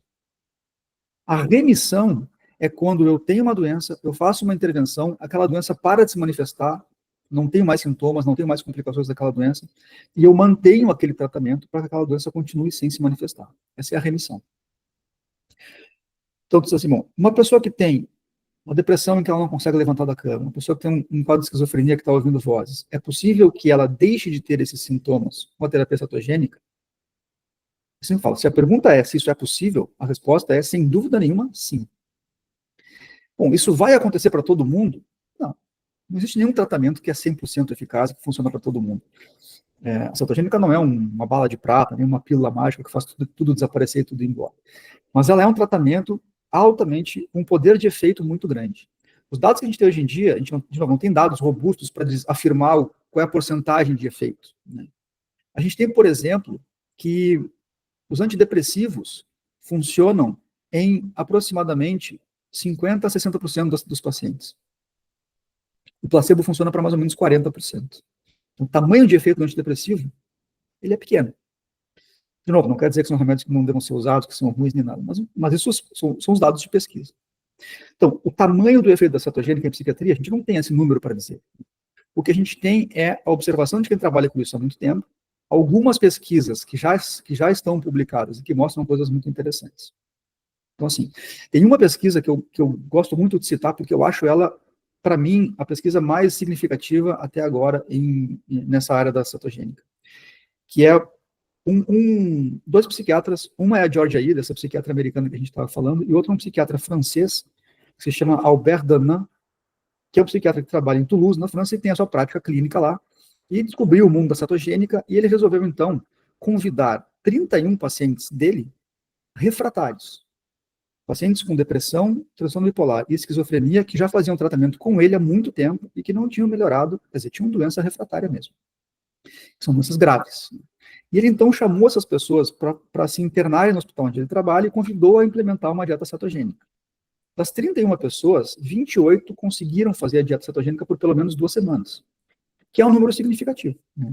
28 de 31, né, uma adesão muito grande. Claro, ele era no hospital, ele tinha um controle maior, mas de qualquer maneira, isso eu já acho um dado interessante da pesquisa dele. Então, 28 pessoas com depressão, transtorno bipolar ou esquizofrenia graves e refratárias fizeram uma dieta cetogênica proposta por ele. Todas melhoraram de forma significativa, 100% melhoraram. Todas tiveram alta com... Todas não, todas melhoraram. 63% ou 65% tiveram alta com menos medicações do que estavam no início. Então, melhoraram tomando menos remédio. E 43%, se não me engano, dessas pessoas entraram em remissão. Os sintomas, elas não tinham mais sintomas. Existe uma escala que é uma escala de qualidade de vida, de impressão clínica, em que o psiquiatra avalia a pessoa como é que ela está no geral, né, em todas as áreas da vida, né, não só a quantidade de sintomas, mas o dia a dia, o grau de independência, o grau de autonomia, e todas as pessoas melhoraram nessa escala. Então, assim, são pessoas com doenças graves e refratárias. Essas pessoas já fizeram inúmeros tratamentos. Todos os tratamentos padrão, aqueles que estão lá nas diretrizes, elas já fizeram. Quer dizer, são pessoas que a gente que trabalha na área sabe que não melhoram de forma significativa ou melhoram muito pouco. 100% melhoraram com essa intervenção. Claro, é uma pesquisa pequena, com um número de pessoas pequeno, então não dá para a gente sair dizendo que a cetogênica funciona para todo mundo. Não, não é isso. Mas o que ela mostra é o poder de efeito que essa dieta tem, que é maior do que todos os outros tratamentos que aquelas pessoas já tentaram, que são os tratamentos padrão. Então, assim, é possível entrar em remissão de doenças, mesmo doenças sérias e crônicas psiquiátricas com terapia cetogênica? É possível, a gente sabe que é. Vai acontecer para todo mundo? Não, não vai acontecer para todo mundo. A gente pode falar em remissão, a gente pode falar na possibilidade de remissão. A gente já tem dados para dizer que existe a possibilidade de remissão de doenças crônicas e graves psiquiátricas. Com doenças que não são crônicas nem graves, evidentemente também. A gente pode falar em cura? Não, a gente não pode falar em cura. Né? Não existe cura para isso. Quer dizer, se essa pessoa sai da dieta cetogênica e passa a comer pizza e batata frita de novo, ela muito provavelmente vai voltar a ter os mesmos sintomas que ela tinha. Então, assim, a terapia cetogênica é capaz de promover melhora significativa em quadros psiquiátricos, mesmo aqueles quadros graves e refratários? A resposta é sim, é capaz. É capaz de colocar essas doenças em remissão? A resposta também é sim, é capaz. De novo, vai acontecer para todo mundo? Não. Mas isso é possível? É. A terapia cetogênica vai curar essas doenças? Não, não vai curar. É uma terapia que a pessoa vai ter que seguir fazendo. A gente não sabe por quanto tempo, não quer dizer que é para o resto da vida para todo mundo, embora seja uma terapia saudável, se a pessoa quiser fazer para o resto da vida, ela pode. Mas as respostas, eu faço questão de ser claro nessas respostas, Natália, porque assim, de novo, eu acho que a gente tem que ser muito sério, né? Eu disse lá no início que existe um pioneirismo no uso da cetogênica em psiquiatria, e é verdade, né? No mundo isso é uma coisa ainda recente. Eu sei que aqui no Brasil eu sou um dos pioneiros que faço isso há mais tempo, e eu entendo que com esse pioneirismo vem uma responsabilidade muito grande, né? Que é de zelar pela seriedade e pelo caráter científico do que se faz. É muito fácil as pessoas, daqui a pouco, se apropriarem disso e saírem dizendo, bom, eu tenho aqui uma cura. Tem até uma história engraçada de alguns anos atrás, numa entrevista para um canal de televisão que me convidou para falar sobre isso. E aí a pessoa disse, olha, eu quero falar sobre esse tratamento inovador, e eu falei, bom, ótimo, vamos falar sobre isso. E era uma entrevista ao vivo, e a pessoa começou dizendo, bom, eu estou aqui com o Dr. Regis, e ele vai falar sobre o tratamento que ele está trazendo, e eu disse, não é um tratamento que eu estou trazendo, eu não inventei, não, você não fica assim, um médico que está aqui, diz, não, eu faço questão de zelar pela seriedade disso. Então, assim, a cetogênica vai curar a minha doença? Não, ela não vai curar. Todo mundo tem que fazer dieta cetogênica porque todo mundo vai melhorar e vai ficar sem doença psiquiátrica. Não é assim. Por outro lado, eu acho que a gente tem que ser muito claro em falar sobre o potencial que ela tem. Então, eu faço questão de responder essa pergunta. É possível melhorar de forma significativa? Sem dúvida nenhuma, sim. É possível melhorar de doença refratária, que não melhorou com nada até agora? Sim, a gente vê isso acontecer toda hora. Né? O que a nossa prática mostra? A minha prática de alguns anos, mais ou menos 5 anos, mas a prática desses psiquiatras que fazem isso há muito tempo, mostra que a imensa maioria das pessoas vai melhorar de forma significativa. Eu sempre digo assim, a pessoa pode fazer uma terapia cetogênica bem feita e não melhorar do seu quadro psiquiátrico? Pode, isso pode. Mas isso não é a regra. Né? Isso, pelo que a gente tem de conhecimento e dados até hoje, isso parece ser a exceção.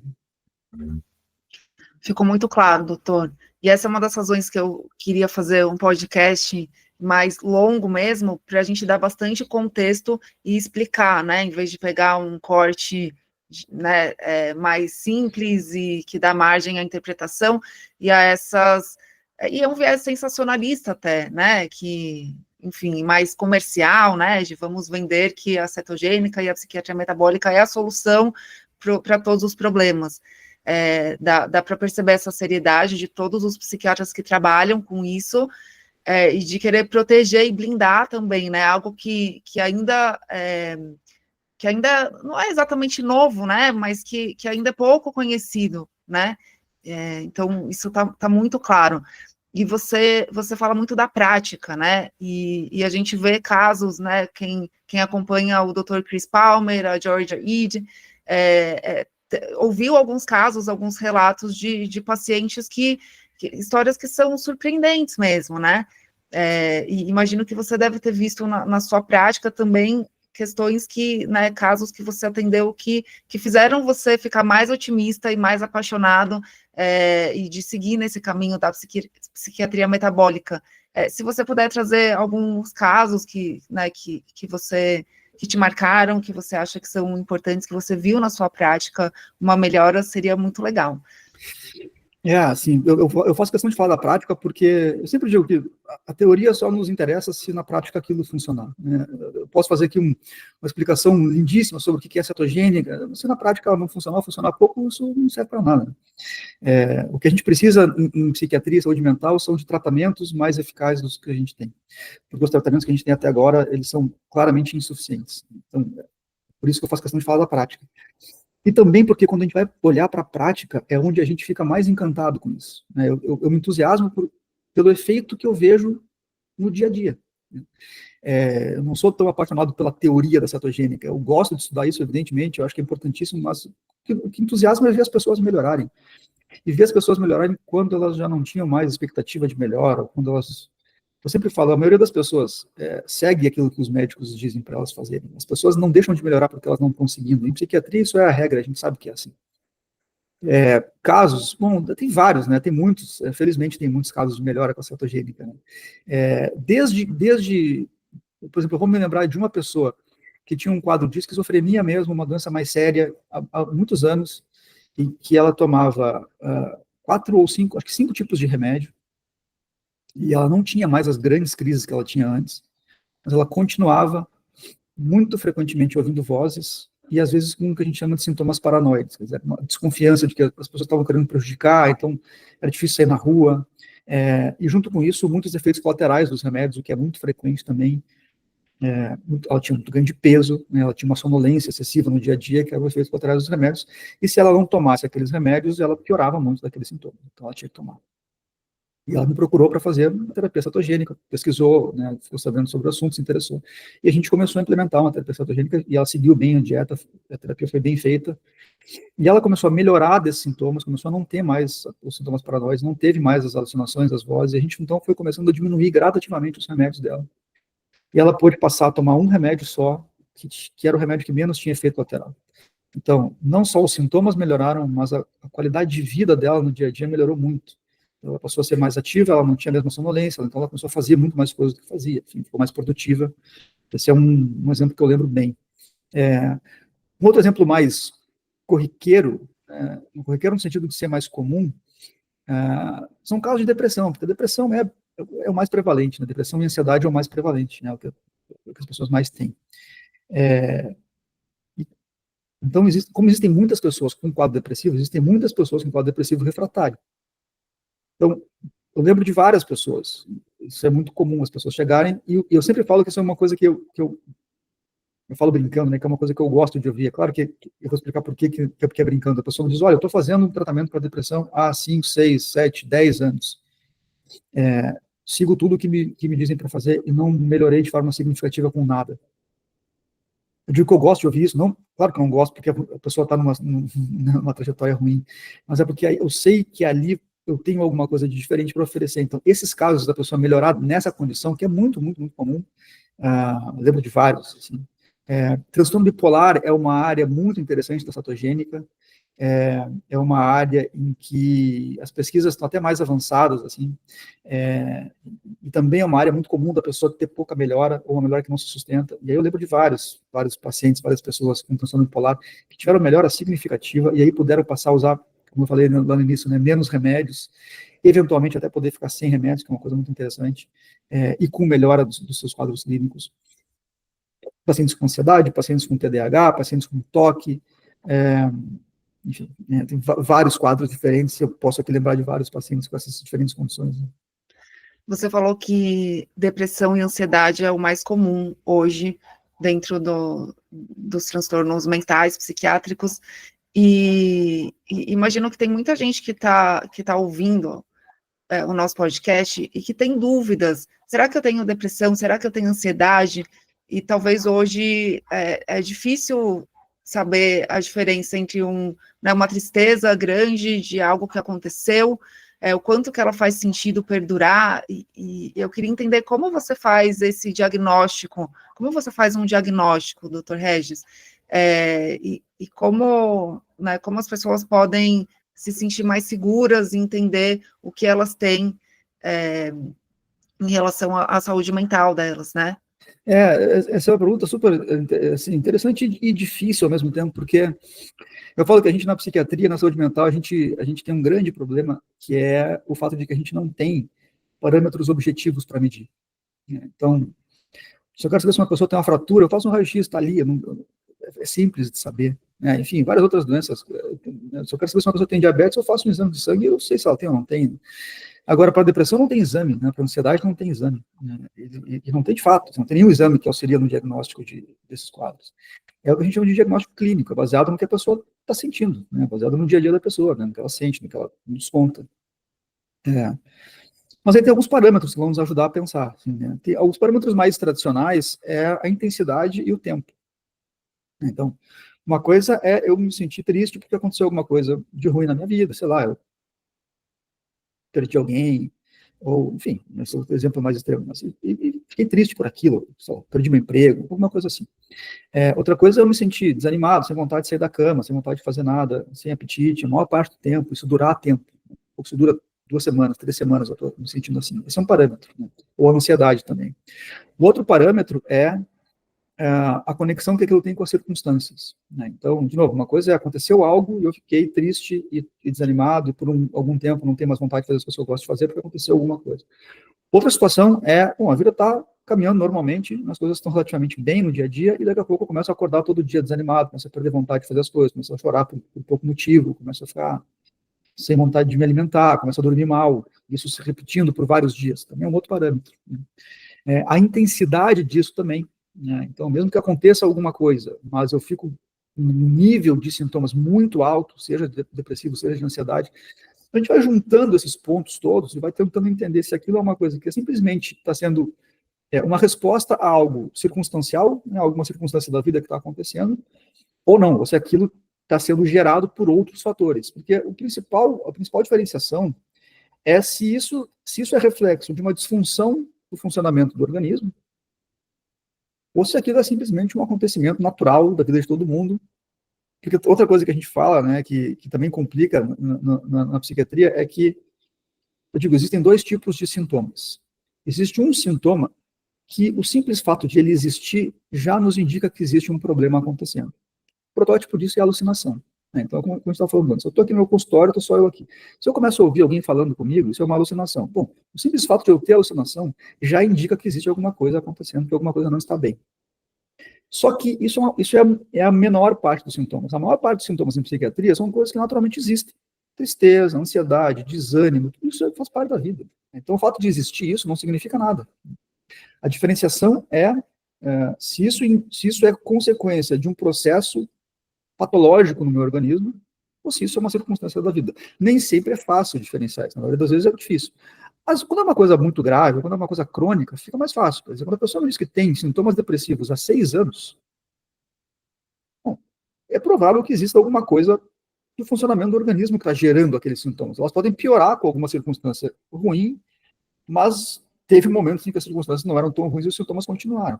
Então, às vezes fica mais fácil de diferenciar, às vezes é mais difícil. Esse é sempre um desafio em que trabalha com psiquiatria fazer essa diferenciação. Doutor, e você citou, e a gente sabe que é comum casos de pessoas que estão há uma década tomando antidepressivo. E você falou também que a questão da remissão, né, quando a gente não tem aqueles sintomas manifestados. Mas no tratamento de depressão, qual o resultado que a gente pode esperar? Então, assim, é normal mesmo, ok, a gente passar a vida tomando antidepressivo para controlar os sintomas, ou a gente espera que em algum momento esse medicamento pode ser retirado? Eu te diria assim, normal e ok passar a vida tomando antidepressivo, eu diria que não. É comum, infelizmente é comum, mas, na minha opinião, não é nem normal, nem é desejável, né? Assim, a gente sempre espera que o tratamento funcione bem e que os sintomas parem de se manifestar. Isso muitas vezes com os remédios não acontece. Muitas vezes com os remédios não acontece, isso a gente sabe. E aí, quando não acontece, em geral as pessoas estão tomando o remédio porque fica pior sem o remédio, mas não quer dizer que elas estão bem com o remédio. Então, são as doenças refratárias, são as doenças que não respondem aos tratamentos padrão. que, de novo, infelizmente é um número grande de pessoas. O que a gente pode esperar nessa situação? Bom, essa era uma das minhas inquietações lá atrás, quer dizer, saber que as ferramentas que a gente tinha para oferecer, num número muito grande de vezes, era insuficiente. E quando isso acontecia, a gente não tinha uma resposta para dar, né? É aquilo que você estava contando antes, né? Quando tu pergunta para o psiquiatra, tem o que a gente pode fazer a mais? E a resposta honesta do psiquiatra é, olha, esse é o tratamento. Né? Esse é o tratamento. Era o que eu tinha para oferecer também. E era angustiante saber que o que a gente poderia fazer é tentar ajudar a pessoa a se adaptar, a conviver com aqueles sintomas. Bom, o que a gente pode esperar com a terapia cetogênica? A gente pode esperar que, num grande número de casos, essa história que seria assim pode passar a ser significativamente diferente para melhor. Quer dizer, aí sim a gente pode caminhar no sentido de uma melhora significativa, muitas vezes no sentido da remissão, e de uma melhora de qualidade de vida muito maior do que a pessoa tinha até então. De novo, se a pessoa está tomando um remédio e está bem, eu não vou dizer que ela precisa fazer dieta cetogênica nem algum outro tipo de tratamento. Se ela me conta, olha, eu tenho depressão, estou tomando um antidepressivo há 10 anos e estou super bem, excelente, é um tratamento que está sendo bem sucedido, está ótimo. Infelizmente não é o que a gente vê com frequência, né? Então, assim, o que a gente pode esperar? Eu diria assim, com a doença refratária, se a pessoa está fazendo um tratamento padrão há anos e não melhorou, o que a gente não pode esperar, na imensa maioria das vezes, é que passe a melhorar de forma significativa depois de um certo momento. Ela já experimentou esse tratamento e não funcionou. O que a gente pode esperar com a cetogênica é uma grande possibilidade de ter uma melhora, mesmo quando nada mais funcionou. Isso certamente sim. Aconteceu com uma pessoa bem próxima a mim, que está passando por um período super difícil, procurou uma psicóloga, e depois de alguns minutos de conversa, essa psicóloga falou que a pessoa está com depressão e indicou um psiquiatra.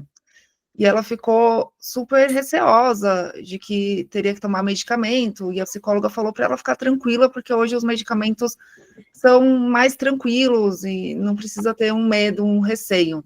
Eu tenho duas perguntas sobre esse caso. Primeiro, o diagnóstico é feito por psicólogos também? Realmente eu não sei. E segundo, o que as pessoas precisam saber antes de começar a tomar um remédio psiquiátrico? Eles realmente hoje são muito mais tranquilos ou tem alguns pontos a serem ponderados? Psicólogos podem fazer diagnósticos, eu te diria assim, tá? Do ponto de vista formal, não, o diagnóstico clínico é uma prerrogativa do psiquiatra. Agora, um bom psicólogo tem um conhecimento suficiente para interpretar, para analisar, para diferenciar e para sugerir que existe algum tipo de condição psiquiátrica que vale a pena ser avaliada pelo psiquiatra. Isso faz parte do papel do psicólogo. Então, assim, cara, o tempo de avaliação, né, bom, idealmente a pessoa vai conhecer, vai conversar algumas vezes para tentar ter essa ideia. Mas o fato do psicólogo dizer, olha, eu acho que tem alguma coisa aqui que precisa ser avaliada pelo psiquiatra, isso faz parte da boa prática da psicologia, né? Indicar o uso do remédio, eu entendo, mas não acho que é interessante. Porque assim, o que eu entendo? Que a psicóloga está dizendo, olha, tem alguma coisa aqui que talvez precise de um tratamento psiquiátrico, além do tratamento da terapia. Isso eu acho que, de novo, faz parte da avaliação do psicólogo, está certo, isso tem que ser feito. Bom, por que a psicóloga fala que precisa tomar um remédio? Porque na cabeça dela e na cabeça de muita gente, inclusive na psiquiatria, tratamento psiquiátrico é igual a tomar remédio. Bom, tudo que a gente está falando hoje aqui é da possibilidade de tratamentos que não incluam remédios, ou que incluam menos remédios, ou que ofereçam outras possibilidades de tratamento que não são os remédios. Mas ainda o conhecimento geral é de que tratamento psiquiátrico é feito com remédios e o que na prática, de fato, é. Né? Bom, o que uma pessoa precisa saber antes de tomar algum antidepressivo, por exemplo? Eles são remédios que são bem mais tranquilos? Eu diria assim, tem várias coisas que a gente pode dizer sobre isso. Uma é que a evolução dos medicamentos psiquiátricos, quer dizer, os medicamentos de primeira geração, depois de gerações mais modernas, mais recentes, o que muda entre eles é basicamente o índice de efeitos colaterais. A eficácia dos remédios muda muito pouco. Então, a gente não tem remédios mais modernos que funcionam muito melhor do que os remédios antigos. Para antidepressivo, por exemplo, isso não vale. Os antidepressivos mais recentes, eles não são mais eficazes. Mas eles têm um perfil de efeito colateral que pode ser um pouco melhor do que os mais antigos. O que não quer dizer que ter efeito colateral é a exceção da exceção. Não é. É muito comum as pessoas terem efeitos colaterais quando usam, por exemplo, antidepressivos. Por exemplo, diminuição de libido é um efeito colateral comum de que usa antidepressivo. Ganho de peso é também outro efeito colateral comum, enfim, e tem outros, esses são os principais. O que eu diria que uma pessoa precisa saber é algumas coisas que eu gostaria que as pessoas soubessem. A primeira delas é, tratamento psiquiátrico não é necessariamente sinônimo de remédios e de acúmulo de remédios. O remédio pode fazer parte, o remédio é uma ferramenta que pode ser útil, mas ela não é a única opção, né, como a gente já tinha falado outras vezes. Outra, do que a gente sabe hoje em dia, o remédio psiquiátrico, ele muito provavelmente não vai corrigir a raiz orgânica dos problemas. Então, eu sempre falo para as pessoas assim, se eu estou pensando em usar um remédio, é porque eu estou considerando que vai ser útil uma intervenção orgânica, uma intervenção na fisiologia, no organismo da pessoa. Não é uma intervenção psíquica, como a terapia, é uma intervenção orgânica. Então, eu estou considerando que existe alguma desregulação orgânica naquela pessoa que precisa ser corrigida. Muito provavelmente, essa desregulação orgânica, a raiz, não vai ser corrigida pelo antidepressivo. Ela pode ser corrigida por medidas de estilo de vida, por tudo isso que a gente estava dizendo, né, pelo conhecimento do que está na raiz. Então, o que eu gostaria que ela soubesse? Que o remédio pode ser útil, o remédio pode fazer os sintomas melhorarem, sem dúvida nenhuma, mas que ele muito provavelmente não vai corrigir a raiz do que está gerando aqueles sintomas. E que, de novo, essa é uma ferramenta, existem outras. Então, assim, a recomendação de que, e a gente ouve muito isso na prática, né, muito. Quando eu recebo muitas pessoas que vêm encaminhadas dos seus terapeutas, e eu acho ótimo isso, eu acho, de novo, eu acho que é da boa prática da psicologia fazer isso. Mas, às vezes, a pessoa vem, a psicóloga me disse que ela acha que eu preciso tomar um remédio. E aí eu vou dizer, bom, a primeira resposta que a gente vai ter que ter é, vale a pena fazer alguma intervenção no sentido orgânico? Essa é a primeira. E se a resposta for sim, vale a pena, a segunda pergunta é qual tipo de intervenção? Porque o remédio é uma intervenção, mas existem outras, e aí nós vamos construir essa intervenção juntos.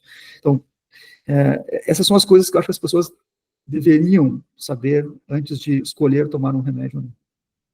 Muito bom, doutor. A gente está chegando ao fim do nosso bate-papo, e eu gostaria que você desse uma última dica, porque a gente está falando de saúde metabólica, então, para as pessoas que querem, de fato, cuidar da sua saúde mental e da sua família, das pessoas queridas, o que elas têm que se atentar em relação à saúde metabólica, de algo que pode não estar indo bem e acabar causando um problema de ordem psiquiátrica? Assim, tem muitas coisas, né? Porque eu estou pensando em determinados perfis de pessoas diferentes, né? Então, por exemplo, eu estou pensando numa pessoa que, como aconteceu recentemente, acho que por isso que eu me lembrei disso, uma pessoa que não tem uma doença psiquiátrica, mas tem uma história familiar extensa de várias pessoas que têm doença psiquiátrica, e tem uma preocupação em prevenção, né? Em prevenir doenças, em não ter depressão, em não ter nenhuma outra doença mais séria, e também doenças orgânicas, porque junto com a história familiar de doença psiquiátrica, tem história familiar de diabetes, tem história familiar de Alzheimer. Então, ela me perguntou, o que eu preciso saber, o que eu preciso fazer para prevenir isso? Para essa pessoa, eu diria, bom, além das coisas do estilo de vida que a gente estava falando, né, se manter em movimento, ter uma prática de atividade física regular, um sono de boa qualidade, todas essas coisas que são, obviamente, úteis, eu diria que toda pessoa merece saber qual é o seu estado metabólico atual, porque se existirem desregulações do metabolismo, isso ainda pode estar sendo silencioso, mas isso pode estar colocando essa pessoa num risco maior de desenvolver alguma dessas doenças com o tempo, além do fato de que, se isso acontecer, a gente tem ferramentas muito eficazes para reverter isso, né, para normalizar esse quadro de disfunção metabólica se ele está presente. Então, eu sempre digo, todo mundo merece saber qual é o seu estado metabólico, se existe algum tipo de desregulação, e saber o que fazer para reverter, se esse for o caso. Outro perfil de pessoas que eu estou pensando é nas pessoas que estão lutando contra algum quadro de saúde mental há tempos, que estão tentando fazer os seus tratamentos de forma correta e que não estão melhorando. Porque isso, de novo, isso é um número muito grande de pessoas. O que eu acho que essas pessoas, o que eu gostaria que elas soubessem, é que existem alternativas. De que o fato de não terem melhorado não significa que elas não vão melhorar. Tem uma frase da George Aid que eu gosto muito, que ela diz assim, para essas pessoas, né, ela fala, bom, se você é uma pessoa que está lutando contra uma doença psiquiátrica, já fez todos os tipos de tratamento que foram sugeridos e não melhorou, se tu tiver o desprendimento e a possibilidade de tentar mais uma coisa só, existe uma esperança de melhora com esse tratamento que, de fato, pode proporcionar isso.